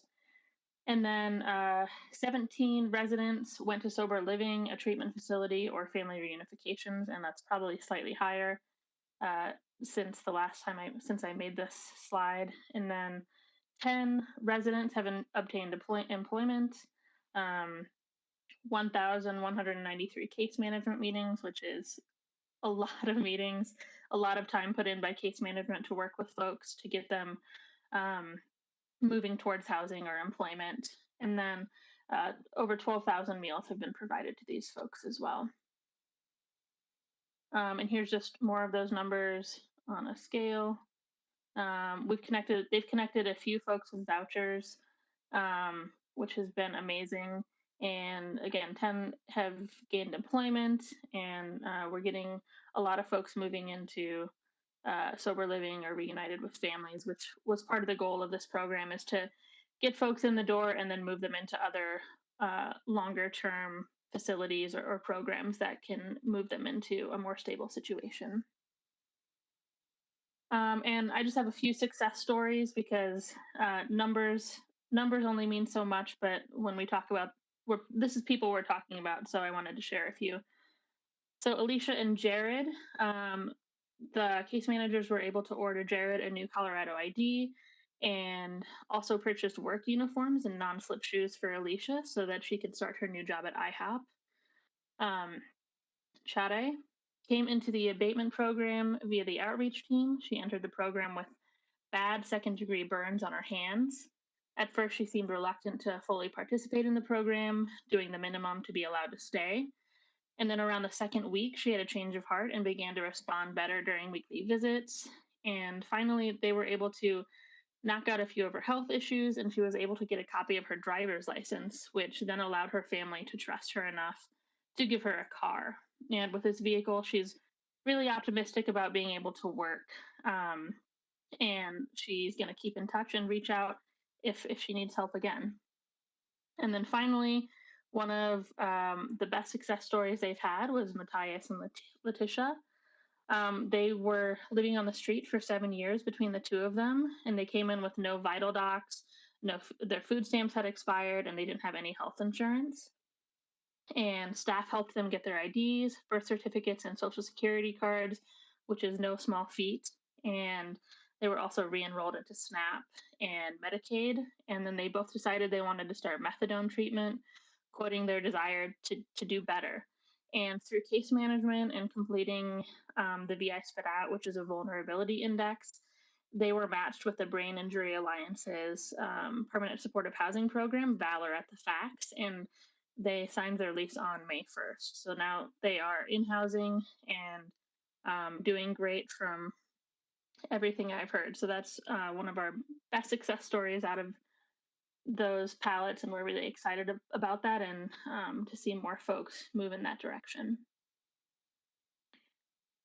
So improvements that we are already in motion on for our abatement process and pallets in general. We've created a new tracking sheet to be completed at each abatement. We're looking at IT solutions for a more efficient tracking system so we can get even better metrics moving forward. This will most likely be Amanda, which is what code enforcement also uses. We are hiring our new staff, which he starts on Monday, and he's going to be helping Bryce with abatements and just adding more efficiency and more help to something that Bryce has been holding down for a long time by himself. And finally, our in-house street outreach team. We have our outreach supervisor, and she'll be hiring a team within the next 2 months, and they'll be providing a lot more robust assistance to the abatement process, and they'll be working to move folks from camps into pallets prior to abatement so that abatements can run more smoothly and PAR doesn't have to spend quite as much time at these abatements. So we're really looking forward to that team starting. So moving into some options to optimize abatements and pallet shelter success. So we've talked about expanding the Keaton contract to expand their time available to us. They told us they could make 2 teams available, and we are recommending to increase the contract from $250,000 that we currently have with them to $300,000, and that will should cover any extra costs that's incurred by increasing abatements that happen to have them more frequently. And then with any expansion we do to having more abatements, that would also mean we need to have more PD assistance to have that. And that would be, we would ramp that up based on whatever days we end up doing or extra hours we end up doing, and PD staff resources would need to be updated accordingly with whatever changes we make.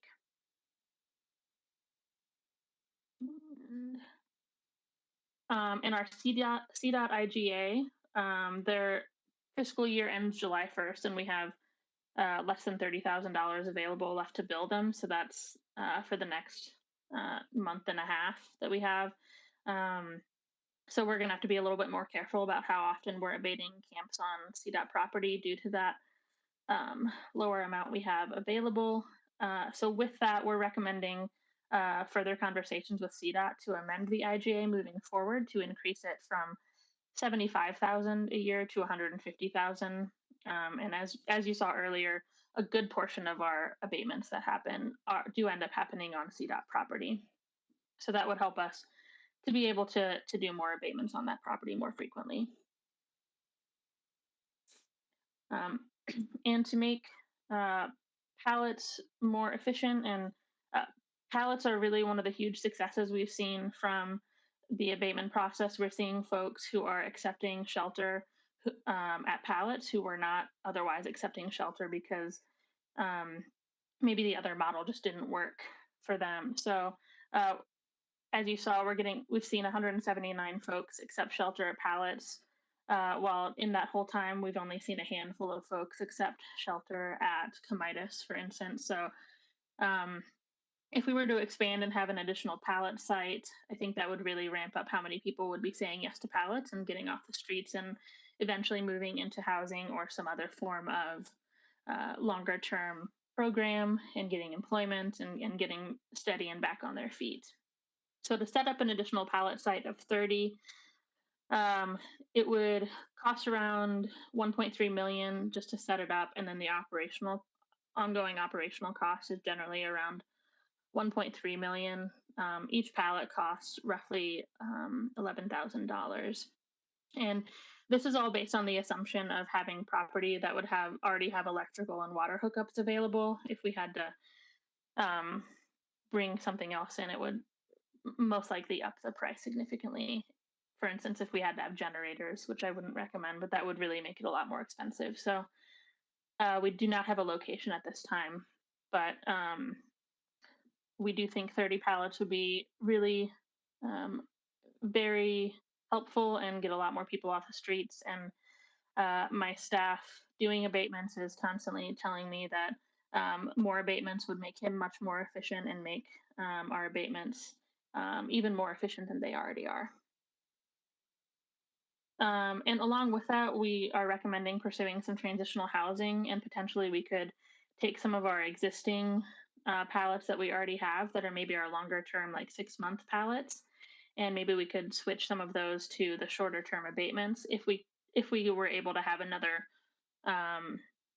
housing option for folks that maybe needed a slightly longer transitional housing option. So with that, we're recommending something along the lines of booking a floor at a hotel motel for folks to stay in who need that slightly longer term, or maybe they're moving out of the longer term pallets while they're waiting to move into housing, or maybe even purchasing a motel to use for transitional housing, or converting an office building similar to what Ready to Work has.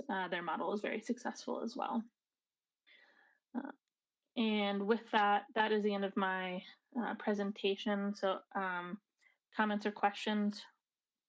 If I can start, then I'll defer to others.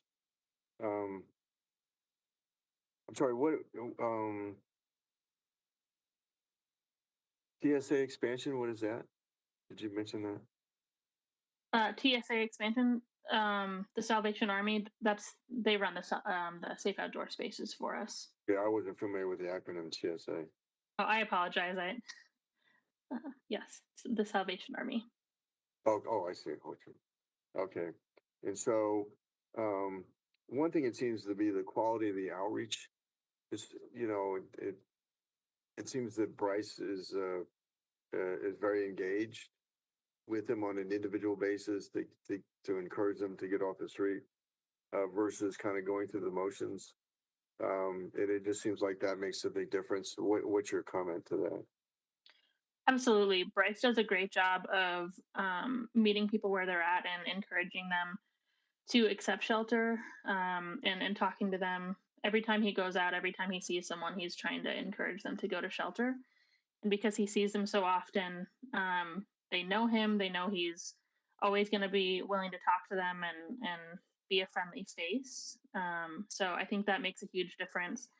And that's also what having more outreach will help with as well, because there'll be another friendly face who is consistent and out there all the time, encouraging them and offering shelter to them. Okay. And I negotiated the IGA with CDOT with the governor directly. And he told me during that negotiation that as we bump up to the cap, that he'll renegotiate that cap. So I don't think he has a problem with raising it. It's a question of how much he's willing to raise it to. Do the pallet homes, are they for all the unsheltered homeless, or are they for others as well? They are for the 30 pallet shelters are only for the folks leaving encampments whose camps we've abated. And then the other pallet shelters we have at each site, those are the slightly longer terms. They are only for people experiencing homelessness, but they're not for the folks coming directly from abatements. There's a wait list for that. Okay. I just wondered if that, and I know that we're pretty much just one per pallet home, correct? Versus two. We put 2 in whenever we can. So if there's a couple or people that were already camping together, we'll put them in. But if it's people who don't know each other, that just gets dangerous for everyone involved, because it's the size of a small shed, and that's very close quarters. So what did you spoke about? What tell me about? So I'm familiar with the 30-day program in the shelters, but I'm not familiar with the longer term stay in the pallet homes. Could you explain that a little bit more in detail? Happy to. Yes. So the original pallets that we had set up were for longer term stays, and those were the ones that we already had. So the one that's at 33rd in Peoria, and the site that was already there at Restoration Christian Ministries off 6th and Center Tech. Those 2 locations already had 30 pallets or so at each one already. And those were for non-congregate sheltering during COVID. That's why we set those up, was to provide non-congregate. And those have been typically slightly longer stays, so up to 6 months. And that's as case managers are actively working with folks to work to get them steady and moving into housing. So they've seen a lot of success with that. They've gotten vouchers, and they've just done a lot of hard work to move folks from pallets and transition them into a steadier situation. Okay. So then when you say create get a motel, get an office building, one of the things that you mentioned was the Ready to Work program, which is a converted office building. Who do you it's so I for the Ready to Work program, let's say if that's the option that's taken, then would people go from say you've got the shorter term pallet program right now, 30 days, then you've got the longer term pallet program And then how would that work feeding into the Ready to Work program? Would it be people more likely from the longer term stay? hmm So I mentioned the Ready to Work program just to show their model of having the office building converted, and they have like the dormitory styles. I wasn't necessarily recommending that we do another Ready to Work program because that is a fully sober program. So folks that go into that, it probably wouldn't be the best fit for folks coming directly out of encampments. Maybe like as a mid stay or people moving out of the longer term shelter into that might be a good fit. But the 30 pallets I was talking about recommending would be more for the abatement shorter term. And Mayor, if I may, I think the point is trying to free up pallets. So if the pallets are what's helping with moving people out of abatements, we're trying to figure out how to free up pallets. So for the people that are in longer term pallets, if we can free those up by putting people somewhere else in a different transitional situation, then that would free up more pallets for folks coming out of abatements without having to set up a new whole 30 pallet kind of setup. Okay. Mayor? Okay. Councilmember Jurinsky. Yeah, thank you. I guess a concern that I have is we handed out 12,000 some odd meals, and only 10 people got jobs. And as one of my colleagues points out all the time, you can't really measure. You can't really measure the metrics by how many meals we're handing out. So 10 people got jobs, but we handed out 12,000 some odd meals. What are we really doing there to try and get people to move out of these pallets, especially in the long term pallets, the ones that are staying there long term? Shouldn't we at some point start incentivizing some of these things? I guess I feel we're really lopsided there on meals versus how many people are getting jobs. And I guess I would ask, can they lower it? I mean, is it feasible to go below 6 months and a longer stay? For the longer stay, 6 months is usually not everyone stays that long, and 6 months is a fairly short period of time, I would say, for a transitional kind of housing um, model, which is kind of what they're doing.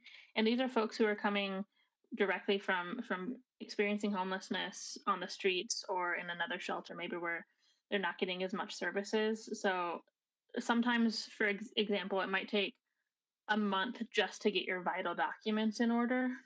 And then say you have your vital docs after a month, then maybe you're looking for employment and then you've gotten that. And then you need to save up for a couple months or so just to get enough money to move into a unit. So that's why sometimes 6 months, that's a fairly short period of time, I would say. Mayor? And they've seen a lot of success out of that. Okay, thank you. Councilmember Bergen. Yes. So I'm a little bit confused on the stay because I've been here a number of years, and I was here when we first discussed tents versus pallets. And there was a huge discussion on, no, we don't want pallets. We want more tents because if we do the pallets, they'll end up being permanent. And staff said, oh, no, don't worry. These can be torn down and they are definitely not going to be permanent. And now we're looking at these long stays. Well, I have the stat that I got from you, Jessica, from April of 2022 in an email. Now, this was concerning Salvation Army. Yes, we did have the COVID situation. So there was an average length of stay from July 2021 to date, which would have been 1 year later, which was 76.55 days. Then from July to November, this was the tents. The tents was only pretty much 25 days. Then average length of stay from November 21 to date, just in the pallets, 51 days. Average length of stay, people who transition from tents to pallets, 167.5 days. But I'm not opposed to people staying longer in the pallets if we truly, as Councilmember Jurinsky stated, getting them, getting them into recovery, getting them jobs, getting them job training, some sort of actual movement towards being productive.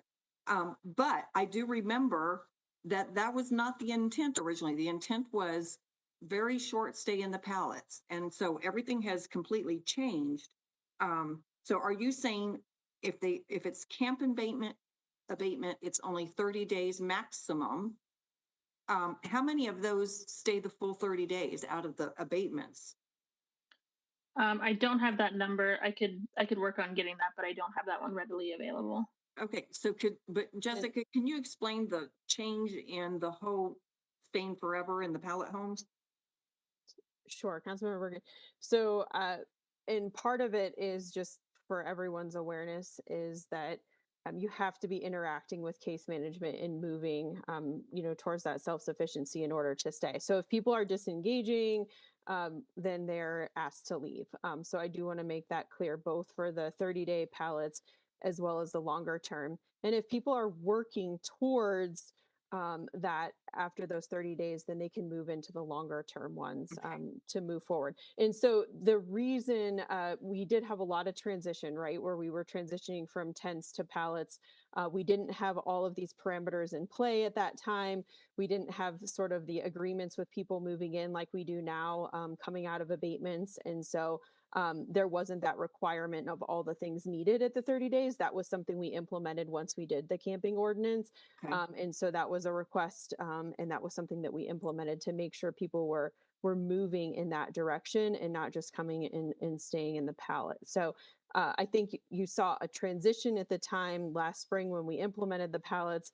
Obviously, there was not the same amount of case management that was happening at that time, as we really were more focused on COVID at that time than working with people towards, employment and housing at that time. We were really just trying to create, shelter options that were not congregate. So now we have a much more robust program. And I think, to get someone transitioned in 90 days is really And it sounds much more productive.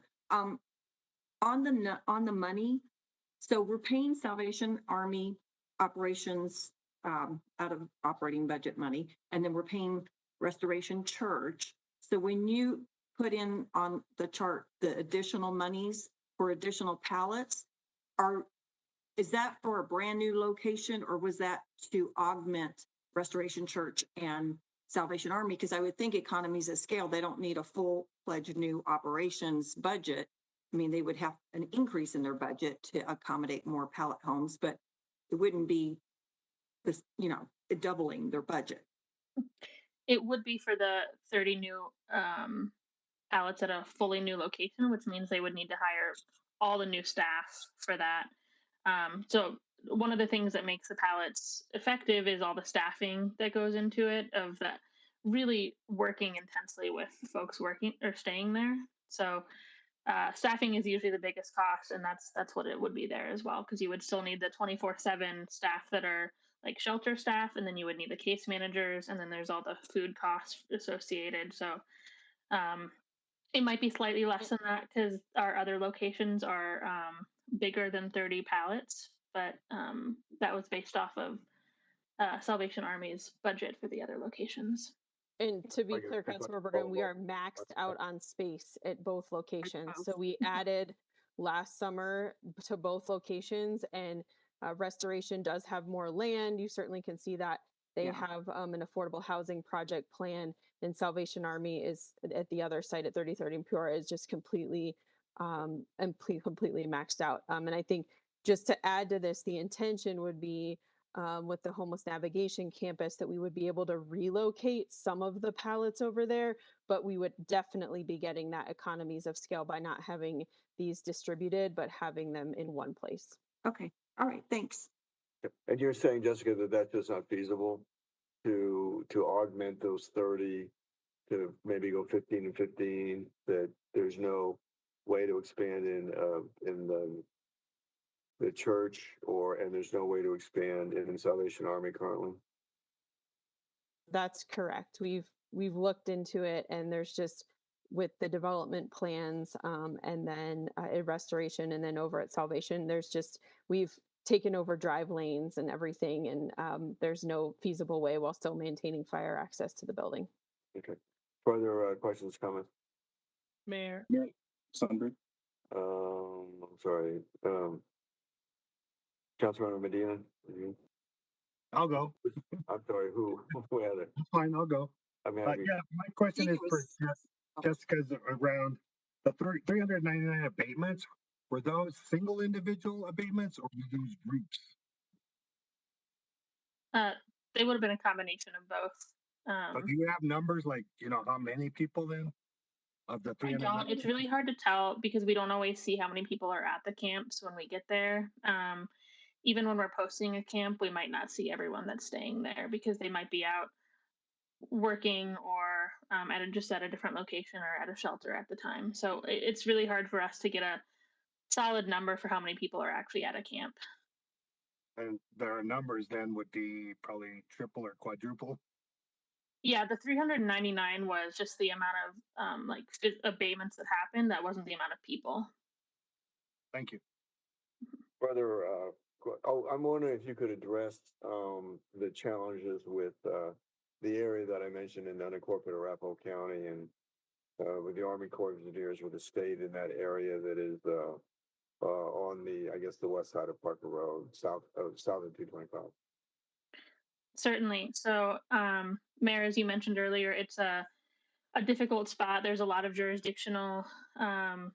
a lot of jurisdictions in that area. So it's us, CDOT, Cherry Creek State Park, Denver has some land over there, and Arapahoe County.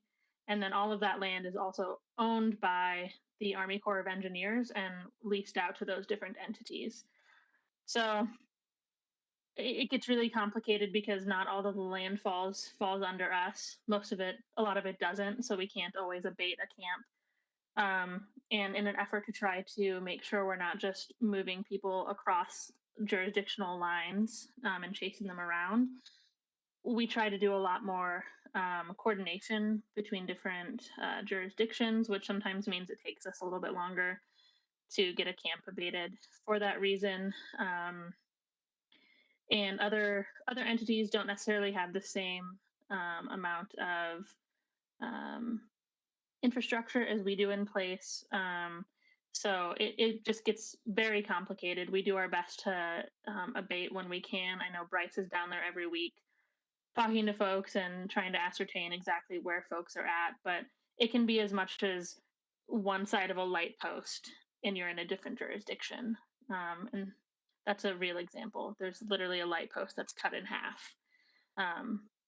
So it gets pretty tricky down there due to that. So we are in conversations with all of those entities. We just had a meeting with them last week and trying to figure out how we can make all of this work more effectively and that we can work better together. I know Arapahoe County said they're going to be working with their Board of County Commissioners to talk through some more options. But everyone down there is always happy to work with us, and Bryce has done a great job building relationships with all of the different jurisdictions, and they frequently do ride-alongs together to try to make things be more efficient. Good. Okay. Further questions or comments? Sunberg. Councilmember Sunberg. Thank you, sir. Thanks, Emma and Jessica, and I appreciate the examples of human success and the casework on an individual basis when possible. You had mentioned 225 and ILIF being large concentration of the abatements. Is that correct? Yes, that was one of the locations. And that's probably the same three people again and again and again being just moving over about 150 feet, thumbing their nose at the system, offered services continuously and refusing them. And I just noticed some CDOT no trespassing signage has sprung up there, about 12 signs within the last week. Is that right? I have not seen those or been down there to see that, but I could ask my staff to verify that for me. Yeah, they are brand new. So I wonder if that would, just for the sake of these people, they're stuck in a squalor of heavy addiction. And I know that we've lost one of them down there to an overdose. Now that those signs are up, maybe we can enforce it in a no trespassing sense and break them out of their routine of some serious addiction and get them some services, maybe the hard way. Hopefully that's a possibility. Now, also, bringing up the area near the state park. My fear is that on a windy, dry summer day with a fire hazard, you could have something like a boulder situation for the structures that border Cherry Creek State Park. So I think that has a lot of urgency, and I appreciate you working with other governmental organizations on that, but I think it's an accident really waiting to happen. Yeah, let me ask you a question, Emma. When they have those gas canisters, is that considered, does that rate an emergency? Because I do see a number of those around, those propane gas tanks. I do not think we've been treating that as an emergency. That would be a conversation to have with PD and fire to see if they would constitute that as an emergency within the ordinance as it's written. Okay. Which I'm happy to start that conversation with them. Please do. Further questions or comments? Mayor Combs. Councilmember Combs. Thank you. So to go back to Councilmember Medina's question regarding kind of the number of people abated per abatement, it's safe to say that it's routinely an average of at least 2, considering the size of some of these encampments. And so it's already, when we look at the numbers, even if there was only 1 person per abatement, fewer than half of all people, or of all abatements, we'll say, result in people actually accepting services at the pallets. And then if we increase the numbers based on the fact that very few abatements are probably single person abatements, that means that we're really not seeing a very high rate of accepting services as a result of abatements. Certainly, there's some success stories, and I'm glad we have those, but ultimately, this isn't resulting in most of the people accepting services. Would that be an accurate statement?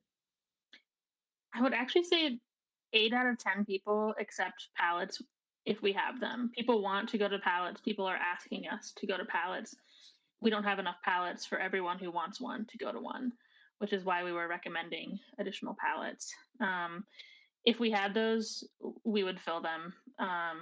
People would absolutely go, and we're seeing people after they've gone once or twice staying longer because they've realized the value of going. So I thought we couldn't abate unless we had somewhere for folks to go. So we always have comitis for people to go to. People tend to not accept that as a shelter option, but it is a shelter option that we always have. But you're correct. We cannot abate if we do not have a shelter option, but because we have comitis as a shelter option, we've always been able to. And what percentage of the abatements are we offering comitis versus pallets? That is a great question that I don't have the answer to, but could work with my staff to get that. Okay, thank you. That would be helpful. And then the other question, kind of data question that I would love to have, kind of follows up on Councilmember Sundberg's question, which is how many people are we contacting that are the same people? Like at what percentage of abatements are we contacting people that we've already contacted at a previous abatement? I'm sorry, go ahead. Those are numbers that we'll have to work on as well. It's been harder for us to keep track of the people, but that's something we're starting to track better with the new tracking sheet we have, as well as once we move into Amanda, we'll really be able to do that a lot better, as well as having our street outreach teams. Then they'll be able to use HMIS, and again, we'll have even better numbers with that as well. Okay, great. And then I have one more question, which I think somewhat got answered, but what happens if at the end of 30 days, someone doesn't have housing, doesn't have a job? Like, where do people go if we haven't stabilized them in that 30-day period at that first pallet site?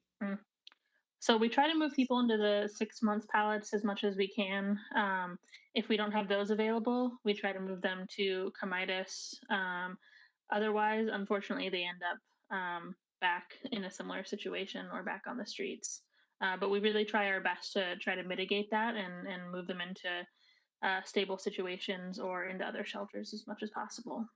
And so, do the numbers that you presented represent all of the people who got into stable situations? I think it was 9.4% that had gotten reunited into sober living, that kind of thing? Or is there a higher number of people that are in stable situations? That was the correct number as of, I think, a week ago or 2 weeks ago when I made those slides. Yes. Okay, so in that 30-day period, we're really only getting less than 10% of people stable. So the other 90% end up back in a similar situation.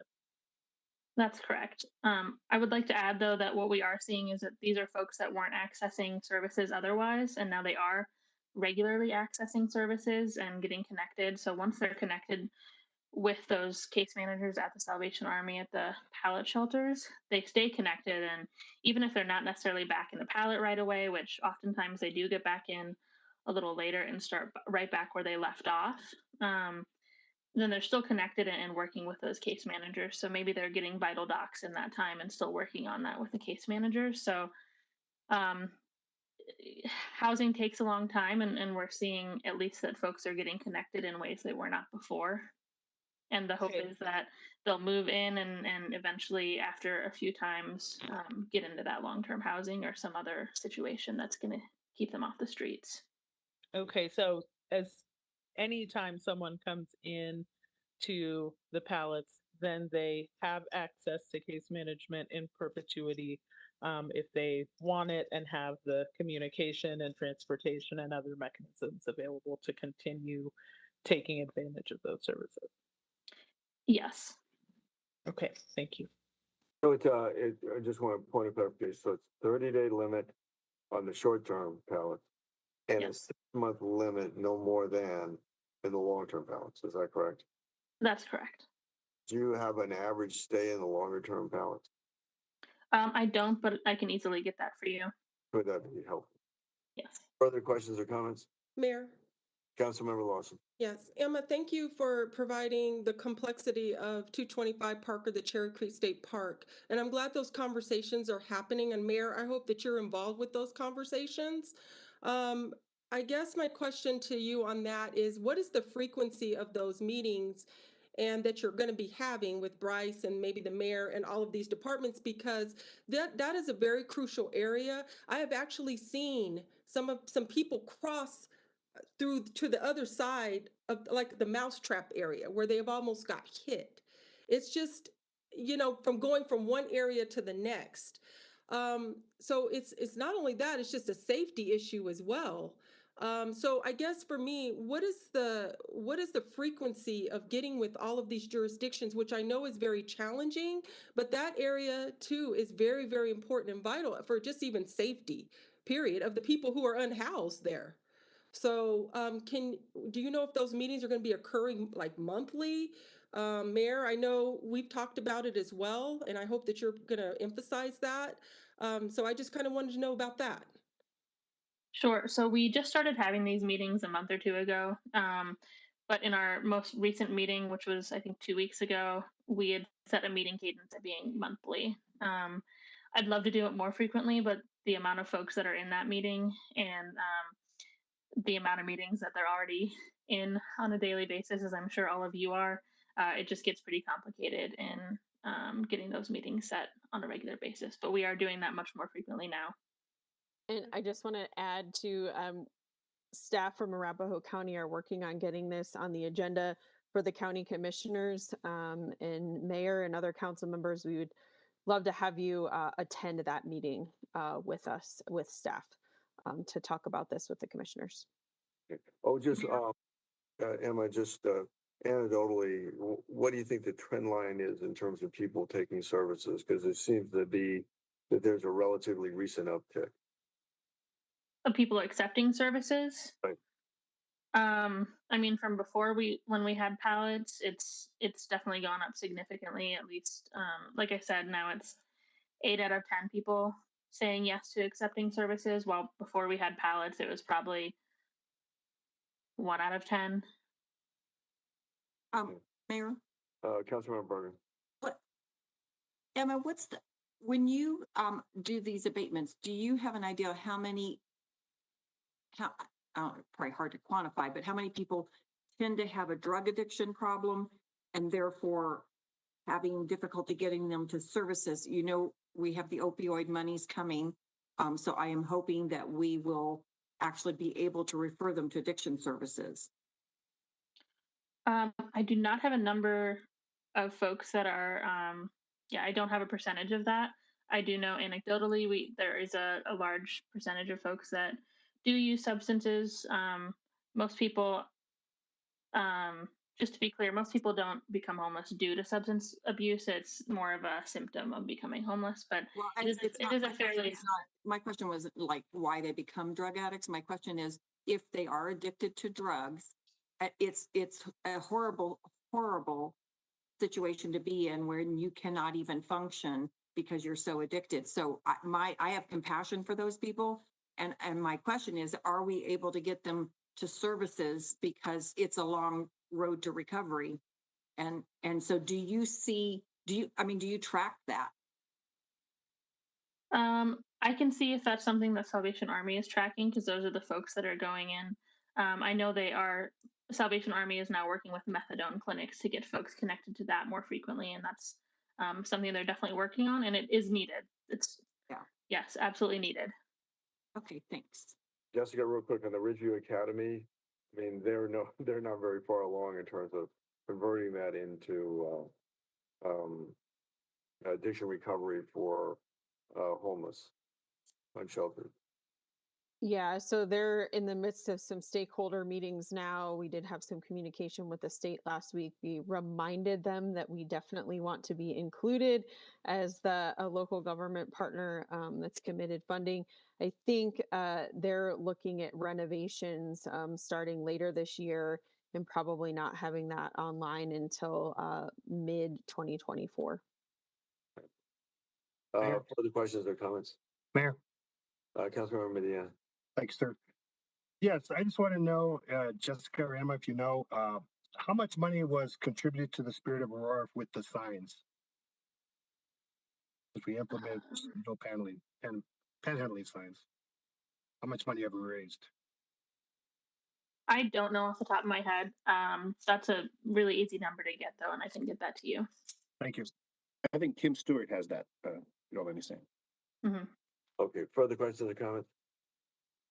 Seeing none, information only. Thank you very much for the presentation. Mayor, sorry, I guess I have been muted this whole time. Oh, sorry, Councilmember Marcano. Yes, sorry, Mayor. Please proceed. Right, thank you, sir. So I did have a couple questions here. So on the point in time count that we did earlier this year, when are we expecting numbers for that? I'm hoping to get preliminary numbers from MDHI shortly in the next month or two, but our finalized numbers from HUD, we don't usually get those till fall. Okay, thank you. In terms of pallet shelter capacity, if I remember, we were already at capacity before we enacted a ban. I remember having conversations at Horns about wait lists and whatnot. So has the acceptance rate for those has remained steady? That was what I'm hearing from you. Yes, we have a wait list still for those. It's around 50 or 60. I think they have a cap on it at this point. Okay. And then my last question, since several were already asked, attached to our backup for this item, we have a resolution about creating an in-house camp abatement team. Is this the same as that one other staff person that we had already budgeted, or is this a separate initiative? If I could add, because that was mine, and I thought, I'm not sure why that was placed there, because I thought, I had scrapped that. Okay. In favor of just expanding the contract. Okay, thank you, because I was going to say I didn't see a fiscal note attached for that. Yeah. That's all I have. Thank you. And Mayor, I just wanted to make sure before we end this, we get clear direction on expanding the contract with Keeson. That contract is coming up. And so we want to make sure that we amend that before we renew it for the next year. That's the only Please timely item. state what the amount is that we'd be expanding to. We had Expanding it from, at go ahead. 50. We had it at 250, and we were recommending 300. And that's in addition, and that recognizes the expansion, lifting the cap on the CDOT IGA, correct? This would just be the Kaysen contract, our contractor who cleans for us. Okay, so, but part of that isn't part of that paid by CDOT. Yes. We would simultaneously work on an expansion of the IGA with CDOT. Okay. Is there any objection to increasing the contract by $50,000? Mayor.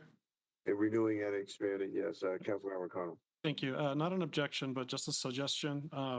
Since we have that IGA with CDOT, I would recommend pursuing a similar agreement with these other jurisdictions in our interjurisdictional Bermuda Triangle, just to make it more expeditious, to be able to keep those areas cleaned up. Now, that said, for all this information that we've discussed today, I really, really want to see better tracking for how often we're contacting the same people. Because those are, from my perspective, that is money that we are really not spending well. So I'd like to be able to fully track resources spent with, basically the same folks, and also what our recidivism, I guess for lack of a better word, rate looks like with folks who accept services, fall out, and then return after the fact. Good questions. Yeah, if staff could do that. I just want to say on that little communal triangle that you got everything again on the other side of Parker Road, to include South Lawn Way and that area, and the area up to the fence line. We have been providing assistance, even though it's not our area, it's not our jurisdiction, but we have been providing assistance in terms of outreach. If I'm correct in that, Jessica, Emma, if you can comment on that. That Bryce has been working in that area because they don't have those services. Like Arapahoe County doesn't provide any of those services. That's correct. Arapahoe County doesn't, and neither does CDOT or Cherry Creek State Park. So he works with those entities as much as possible to try to work with those folks, so they're not just moving across the line back into our jurisdiction. So maybe we're getting them into a shelter or a pallet shelter. And so yes, he works a great deal with those jurisdictions. He's also working with Denver does have street outreach, who he works with to coordinate with as well. But we are bearing some of the, as a result, even though we don't have jurisdiction, we're bearing some of the costs. Yes. Is there objection to increasing the contract to 300,000? Seeing none, then that's the direction. Mayor. Councilmember Lawson. I just kind of wanted to go back procedurally. We had two questions on 3A and 3B. You didn't say if these were going to move forward. So I think we need to make sure, get some clarification on 3A and 3B if you could, please. Okay. I mean, it's, you just kind of said, we'll just talk about it. So, but. Is there any objection to moving 3A and 3B forward? Seeing none, 3A and 3B. I'm objecting. Oh, Councilmember Jurenski objects. Very well. Okay. Mayor. Right. Yeah, Councilmember Bergen. Sorry, I was like, so we're moving 3A and 3B forward individually, right? They're each going to be voted on individually? Oh, we can break it up. When it gets to the floor, we can break them up. Okay. All right. Thanks. Oh, then I withdraw my objection. Very well. Thank you. And then there's no objection to moving the contract, the increase in the contract amounts forward. Very well. Okay, 3D, amending sections of the code pertaining to human habitation of dwelling premises. Sandra Youngman, Manager, Code Enforcement Division. There we go. Good evening, Mayor and Council. Sandra Youngman, Manager of Code Enforcement. This is a request to, let's do this a little bit better, thank you. For an amendment to the Aurora City Code, Chapter 22, which is the Health and Housing Code, to add Section 22610, which pertains to the human habitation of dwelling premises. What we're wanting to add is 622.610 is unfit for human habitation. A structure is unfit for human habitation whenever the city code official that such structure is unsafe, unlawful, or becomes of the degree to which the structure is in disrepair or lacks maintenance, is unsanitary, vermin, or rat infested, contains filth or contamination, or lacks ventilation, illumination, sanitary or heating facilities, running water, or other essential equipment required by this article, or because the location of this structure constitutes a hazard to the occupants of the structure or to the public. In this, also, we're asking to add a definition for running water, which is defined as water which comes into the structure through pipes. And then we're also cleaning it up to remove the definition of in applicable health laws to remove the reference to the Tri-County Health Department as they no longer exist. The reason we're asking for this ordinance amendment is that over the past year, we've had multiple properties throughout the city, both owner occupied as well as properties where people have taken possession of or are illegally occupied, which do not have running water, electricity, or heat. These situations have led to neighboring property issues where we have people maybe defecating and urinating outside of the property on other people's properties and in the areas. So adding the running water to this would assist in the habitability enforcement of the dwelling premises, which are potentially unfit for human habitation. It would certainly make it easier, more efficient for code enforcement to work with APD and other entities to move these, keep the neighborhood safe and well taken care of. Questions or comments?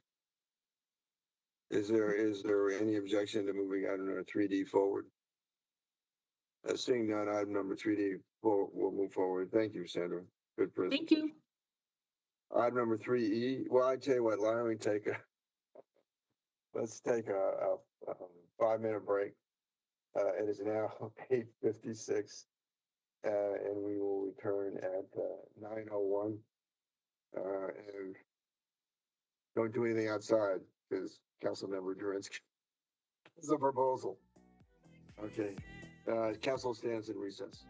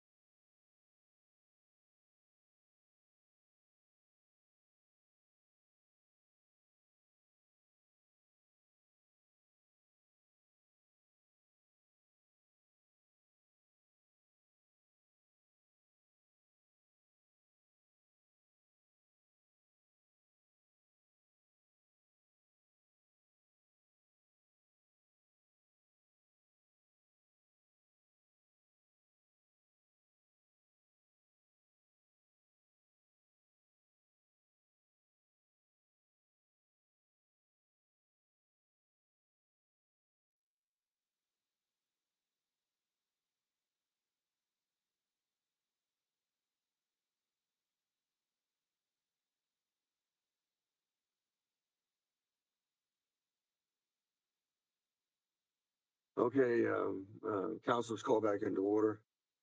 Item number 3E. Amending sections. Happy hour thing with my office too, so I'll do Amending sections of the city code pertaining to urinating or defecating in a public place. Councilmember Jaworski. Yes, thank you. So 3E and 3D were kind of born together. This is a situation that came out of Ward 4, a home on Alabama, and basically what was happening with this nuisance house is because they had no running water. The adults that had taken over this home and made it a transient home were going outside and urinating and defecating. The current city code allows you to go outside and go to the bathroom on your own property. Right now, what I am seeking to do with this is to amend it to be a fenced in area.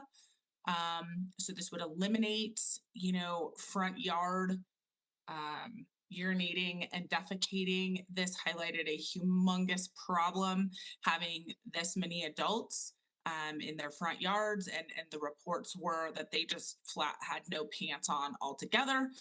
This is a neighborhood over by Utah Park with many, many children. And I want to make sure that something like this can never, ever happen again. And I hope that my colleagues will support this, but I am happy to turn it over to Pete.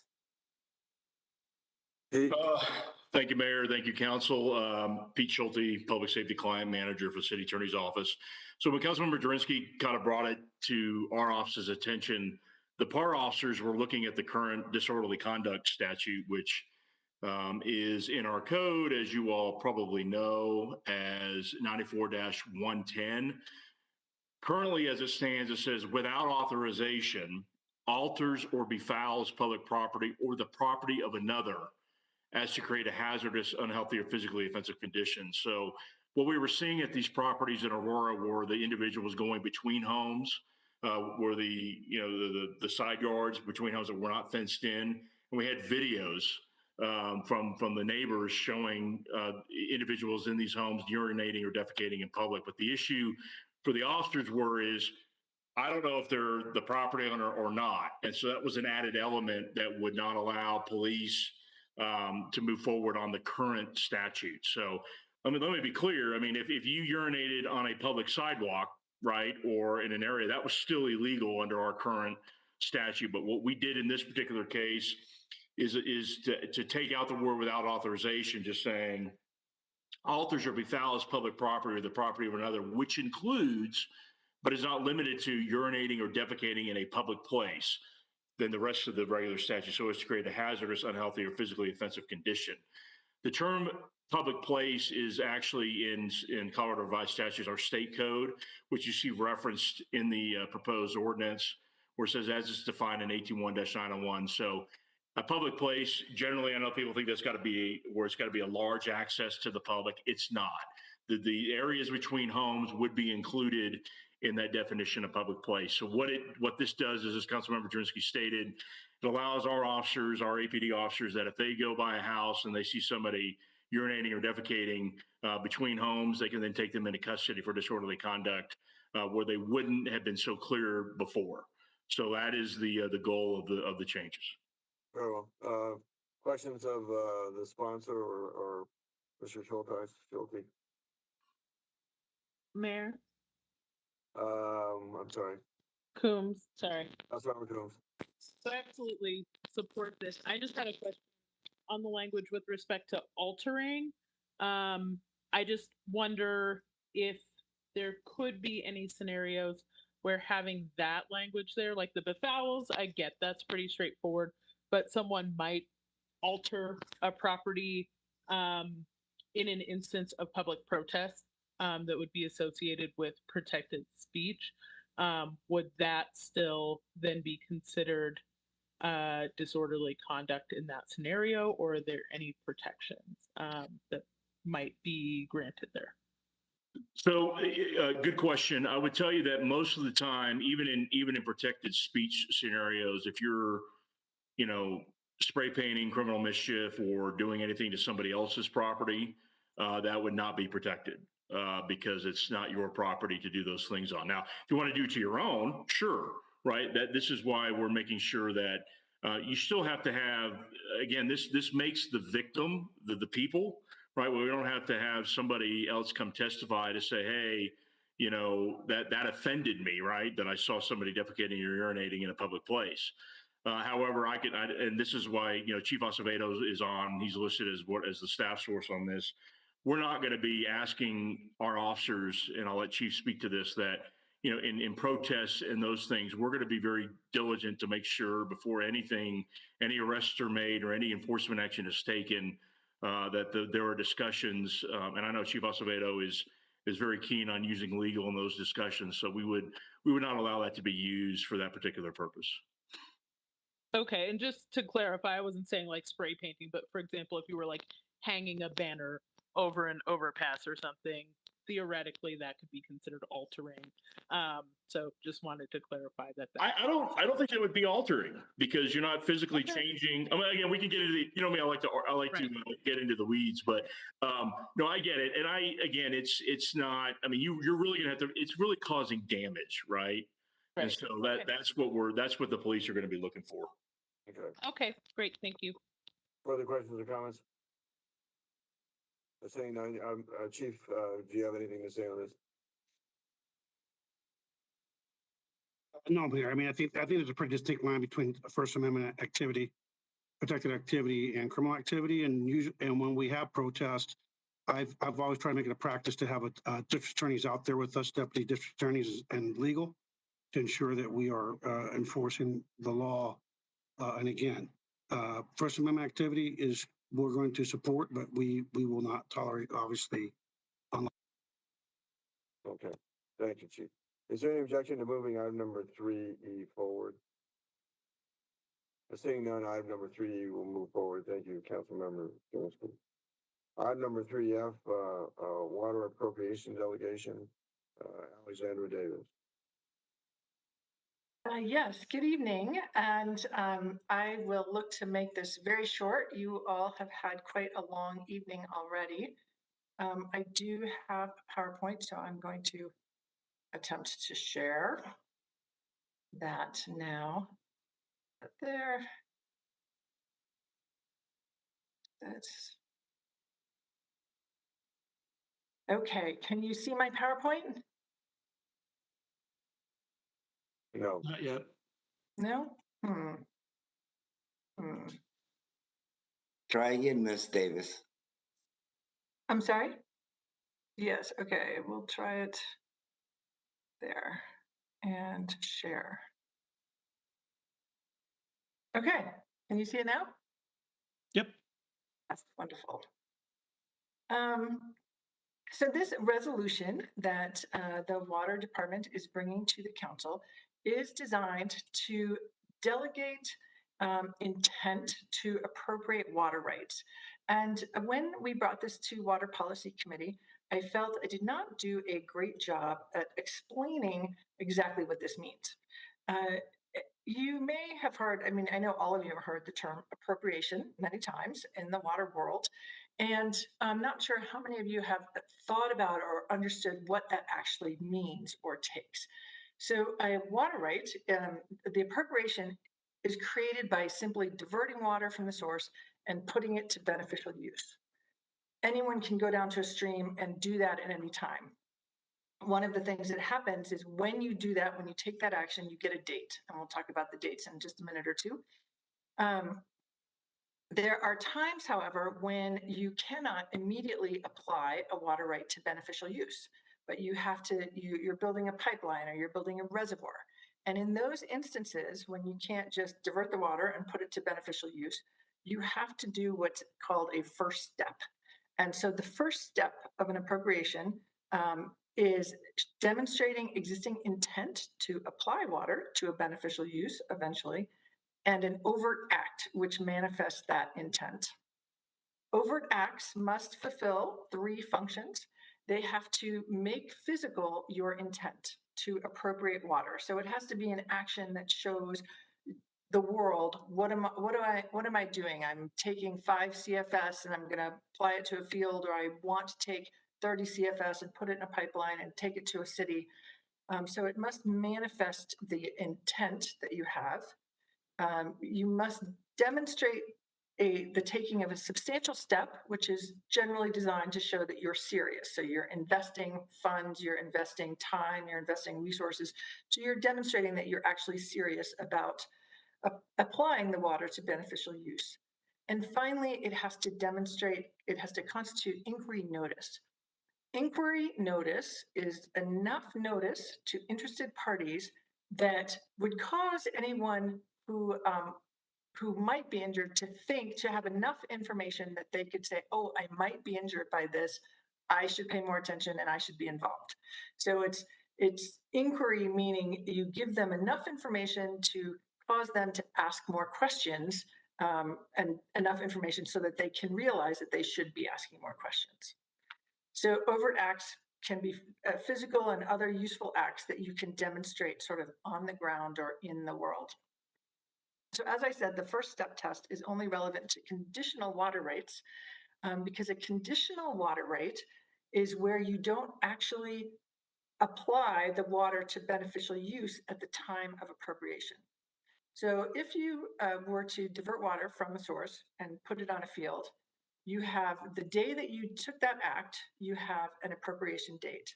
And the day that you took that act and applied the water, you have an absolute water right. Conditional water rights became quite necessary, particularly for municipalities, because conditional water rights are what give you time to create infrastructure, to build a project, but maintain an appropriation date that is earlier. So, for example, the homestake system was decreed in the 50s. But it didn't come fully into operation until the 60s. It took a lot of time to build the reservoir, build the pipelines, build the pump station. And so in order to protect earlier priority dates, the law allows you to complete a first step, which demonstrates intent, manifests substantial steps, and provides notice to others that you are intending to take a specific amount of water and put it to use within a reasonable time. And the reason you don't need that for an absolute water right is because with an absolute water right, you are actually putting the water to beneficial use so everyone can see it ostensibly. You can see, oh, you're getting that field, you're filling this pipeline. Filing a water court action satisfies the first step, because when you file a water court action, you tell everyone, here's my intent. I am intending to take this amount of water and apply it to this beneficial use at this time in the future. It constitutes a substantial step because it requires resources, time and energy and money to file, and it provides notice because the water court actions are published in what's called the resume, the water court resume. And so everyone and anyone can have notice of your action. So filing a water court action satisfies the first step test. The priority date, all priority dates are functions of both the appropriation date and the adjudication date. So the appropriation date is the earliest date where you can demonstrate that you started your appropriation, where you completed your first step. And that might be, for a municipality, it could be 10 years between the appropriation date and the date when you make your water right absolute by actually diverting the water and applying it to your beneficial use. The adjudication date is the year in which the application is filed with water court. So in the early days, they had sort of general adjudication. So people would go out and appropriate water rights, and then every 5 or 10 years, the water court would open up and everyone would file their applications. So you have, let's say you have a 1970 water court filing, but you have a 1950 appropriation date. What that means is, against all other rights in 1970, that your 1950 right would be senior to anything before 1950. So you have 2 dates that play in conjunction with each other. So the appropriation date operates within the year, and the adjudication, for the year in which the application is filed, and the adjudication date is the year that you file your application. So what we are asking through this resolution is that council delegate its ability to manifest its intent for new water right appropriations to the general manager of the water department. And the reason that we are asking for this is because we often file water court applications in change cases and exchange cases, and you have seen a variety of different applications. You have seen the different cases as they come through. The settlements are all signed off on by the city attorney and by the general manager. And it is by delegating this ability to manifest its intent, it simply clarifies, it does two things. One, it clarifies for purposes of our external counsel, the process by which the water department will file the applications. Do we need to bring every application to council to manifest intent or not? And in this, if you approve this resolution, we would not need to do that. So the second thing it does is it makes these all a more efficient process. Basically, there is only a risk that someone could claim that council would need to have filed a resolution to manifest its intent before filing the water care application in order to make clear its intent. It's a very low level risk. We don't think that it would ever actually happen because the court is so clear that once you file an application, you have manifested intent and you've met all the steps that you need to meet. So really, it's about making the process a little bit more efficient. I did want to be very clear that this is not related to or relevant to acquisitions of existing water rights. All of those will continue to come to council as they have before. It would be in that next step of the process after we've acquired a right and we're changing it. We often need to appropriate new storage or new exchanges in addition to changing existing rights, that this would be relevant. So that is your Water Law 101 history lesson or lesson for the day. And I'll take any questions. Okay, questions? Mayor, Councilmember Bergen. not a question, but basically to simplify all of this, we're trying to take away that step that we would have to do a resolution because sometimes the timing of that may not match up to when you need to file this. Right? Yes, it makes it much more efficient and everything is kind of in one place so you don't have to worry about the time. You don't have to worry about concurrent events or anything like that. Okay, thanks. Okay, now further questions? Seeing none, is there any objection to moving item number 3F forward? Seeing none, item number 3F will move forward. Thank you. Item number 3G, approve request for proposals to select the newspaper of record for publication of legal notices. Councilmember Durinsky. Yes, thank you.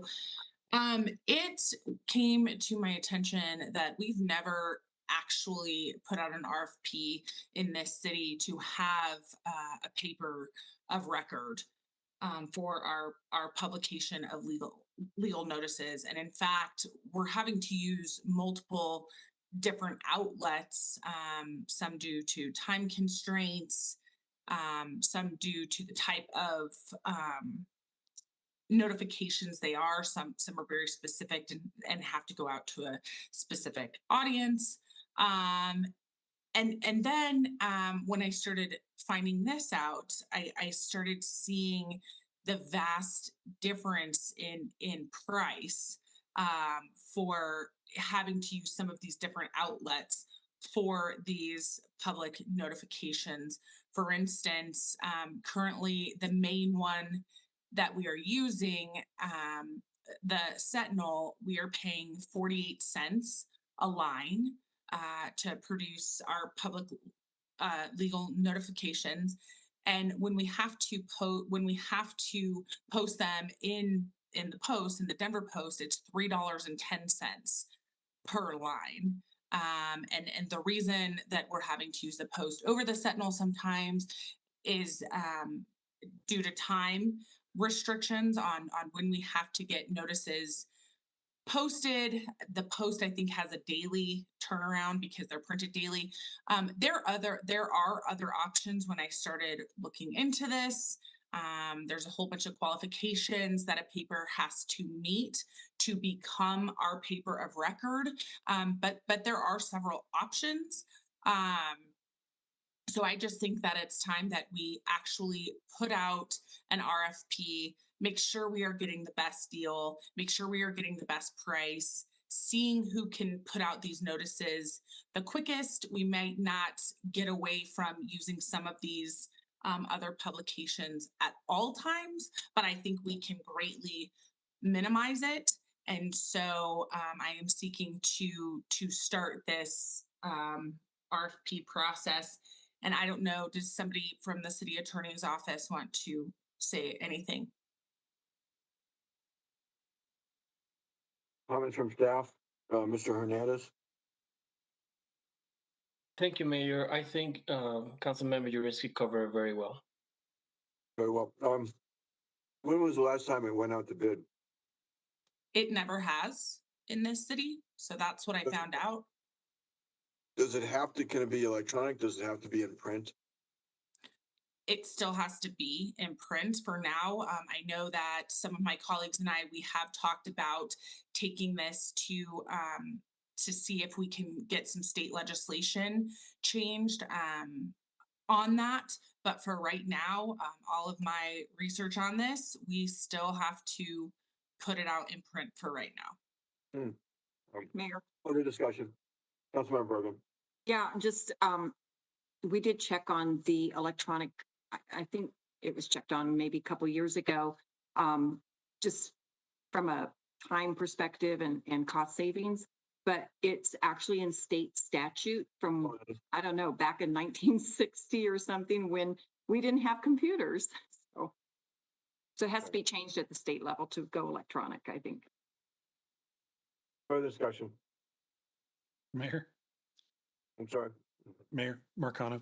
Councilmember Marcano. Yeah, thank you. No, I support this, but I also support lobbying the state legislature to make that change. There's some jurisdictions, believe it or not, where you still have to hand deliver wet stamped, wet signed construction documents to like small towns in Nevada. I kid you not. So yeah, that's kind of just some holdovers from a bygone era here that we need to update. So thanks for working on this. Okay, further discussions? Seeing none, is there any objection to moving item number 3G forward? Seeing none, item number 3G will move forward. Item number 3H, prairie dog relocation ordinance. Councilmember McConnell. All right.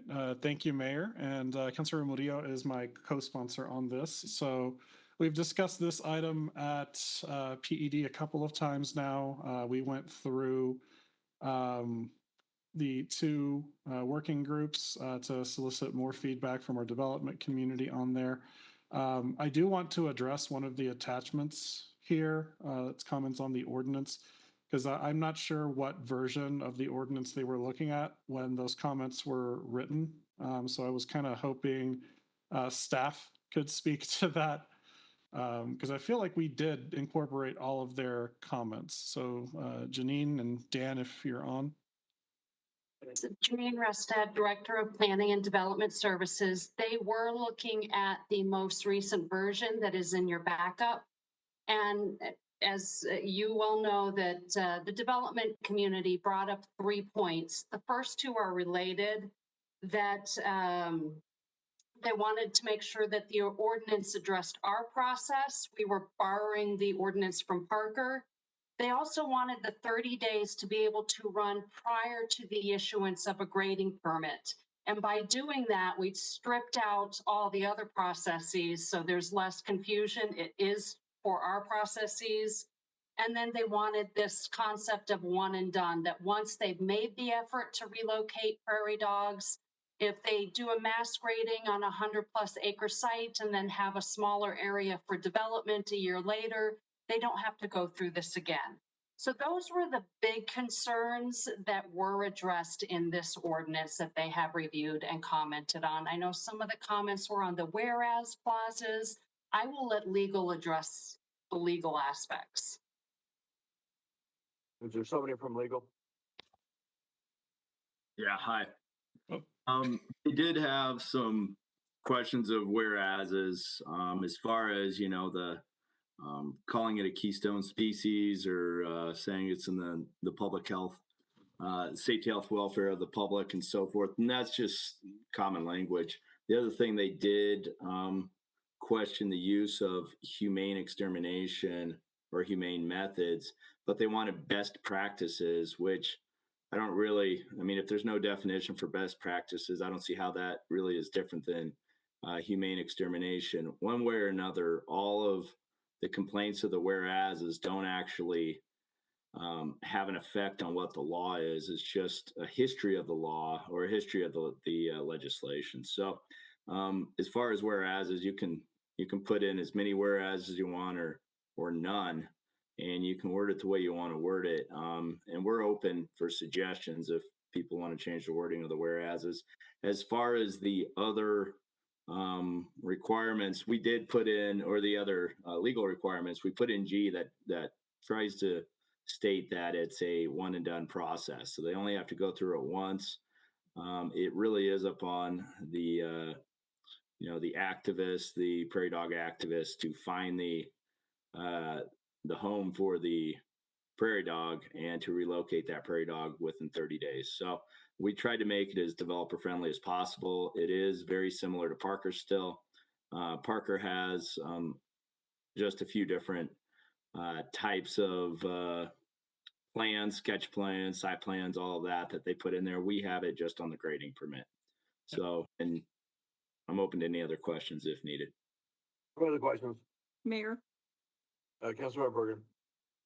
Yeah, it's gone through, I think this is the third, the third draft.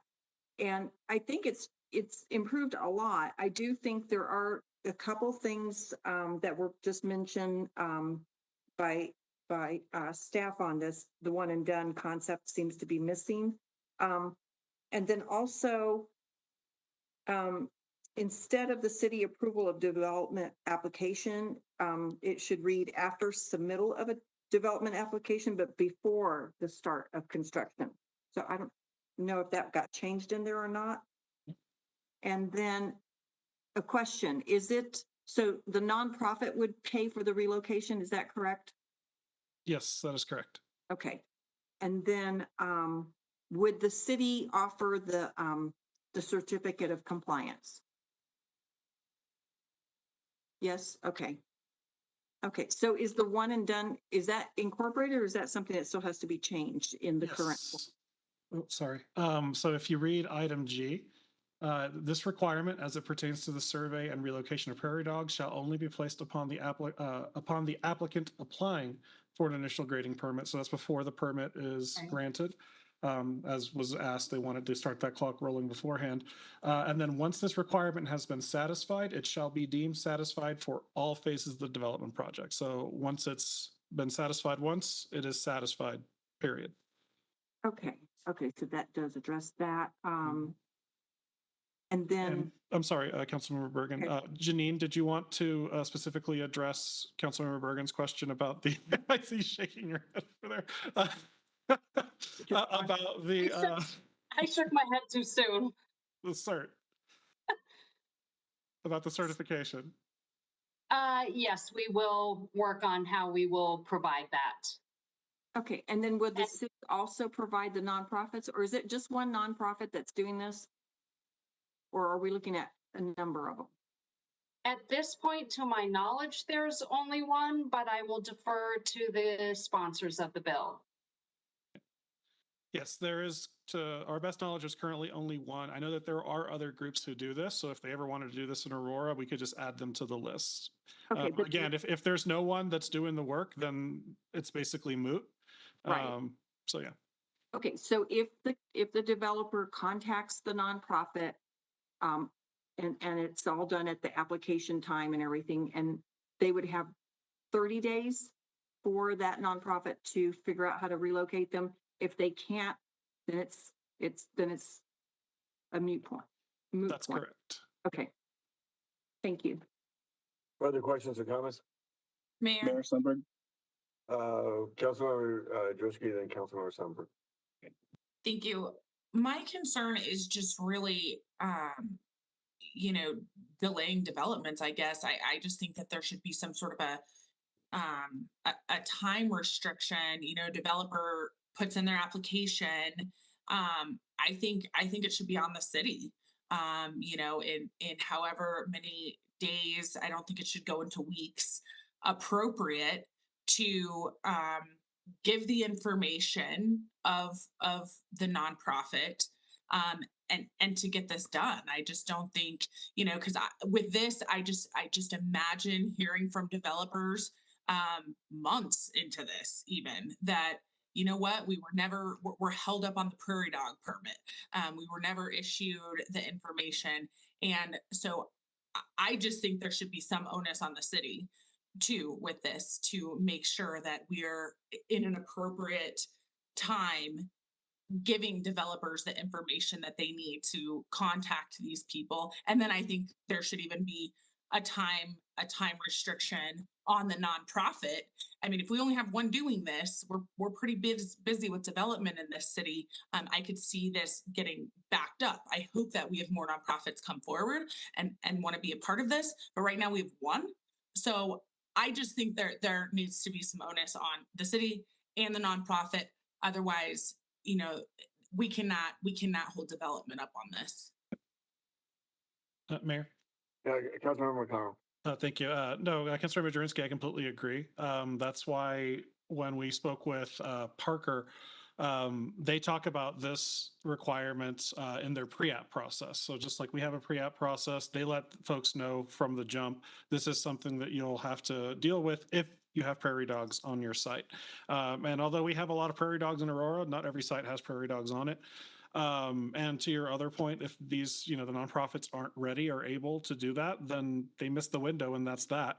If there's no one available, we're not putting a hold on the project. So the onus of this ultimately is on the nonprofits who want to relocate the prairie dogs, not on the developers. Like, my background is in the AEC industry, so I'm well aware of how delays can impact projects financially and delay completion. So yeah, I think that this is a really, really good compromise that, from my perspective, still favors the developer, but still allows folks who are really passionate about our local ecosystem to do their part to, protect our keystone species. Okay, further questions or comments? Oh, sorry, Councilmember Sundberg, I forgot. Sorry. Thank you, sir. Yeah, I believe this is noble, and ultimately, I think it can be a win-win-win situation for all those involved. But my main concern is to really have the developer buy-in. It sounds like we're close, but there's some language here that really concerns them. For example, saying that this prairie dog is critical to the stability of the ecosystem might be a bit of a reach. I mean, we're coronating this animal. Certainly it's important, but you look at the state of Colorado and what they say about the prairie dog. Is it legal for landowners to kill prairie dogs on their Parks and Wildlife website? Yes, black-tailed prairie dogs are classified by the CPW as other small game and by the Colorado Department of Agriculture as a destructive rodent pest. That is what the state of Colorado says, okay? So there is some language concerns here. Some are saying that abiding by the state regulations as they are now is working, as the state controls relocation and extermination and looks after the burrowing owls and the black-footed ferret. Obviously, relocation challenges there. Pueblo doesn't accept them all the time, I hear. Just again, language is important, especially as it relates to the developers, and not to repeat too much, but the one and done still seems to be a main concern. The timing criteria as it relates to the application process and what is toxic. And there are this CDOT and some other municipalities allow for 10 days to relocate, and they're getting things done. So I think we're close to having developer input, but they still would like some things tweaked. Mayor. Further questions or comments? Mayor. Councilmember McConnell. Thank you, sir. And thank you, Councilmember Sundberg, for those comments. So first, I guess I want to address the keystone species. So prairie dogs are actually referred to as a keystone species by Colorado Parks and Wildlife and the U.S. National Park Service. And keystone species are regarded as such because they are actually critical to the existing ecosystem. Prairie dogs are prey animals, or rather targets of prey for a variety of species that make Aurora and the Mountain West home. They also provide shelter for, some endangered species and some threatened species, as you mentioned, the black-footed ferret and the burrowing owl.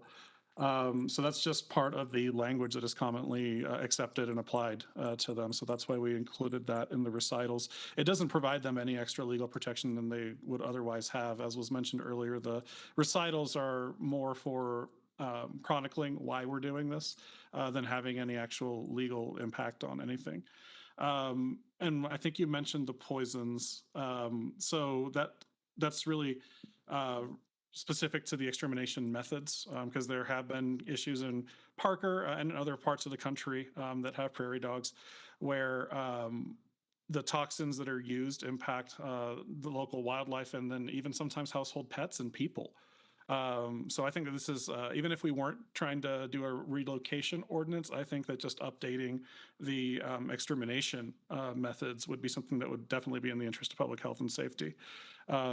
So yeah, I don't think we're really overstating the risk there. And it's actually part of the reason why Parker adopted this ordinance not too long, this is a very similar ordinance not too long ago. Okay. Further questions or comments? Yeah, I have one more. On section E, you get down to humane extermination shall not occur when endangered or threatened species such as the black-footed ferret, blah, blah, blah, are present on a site until such species are protected or relocated.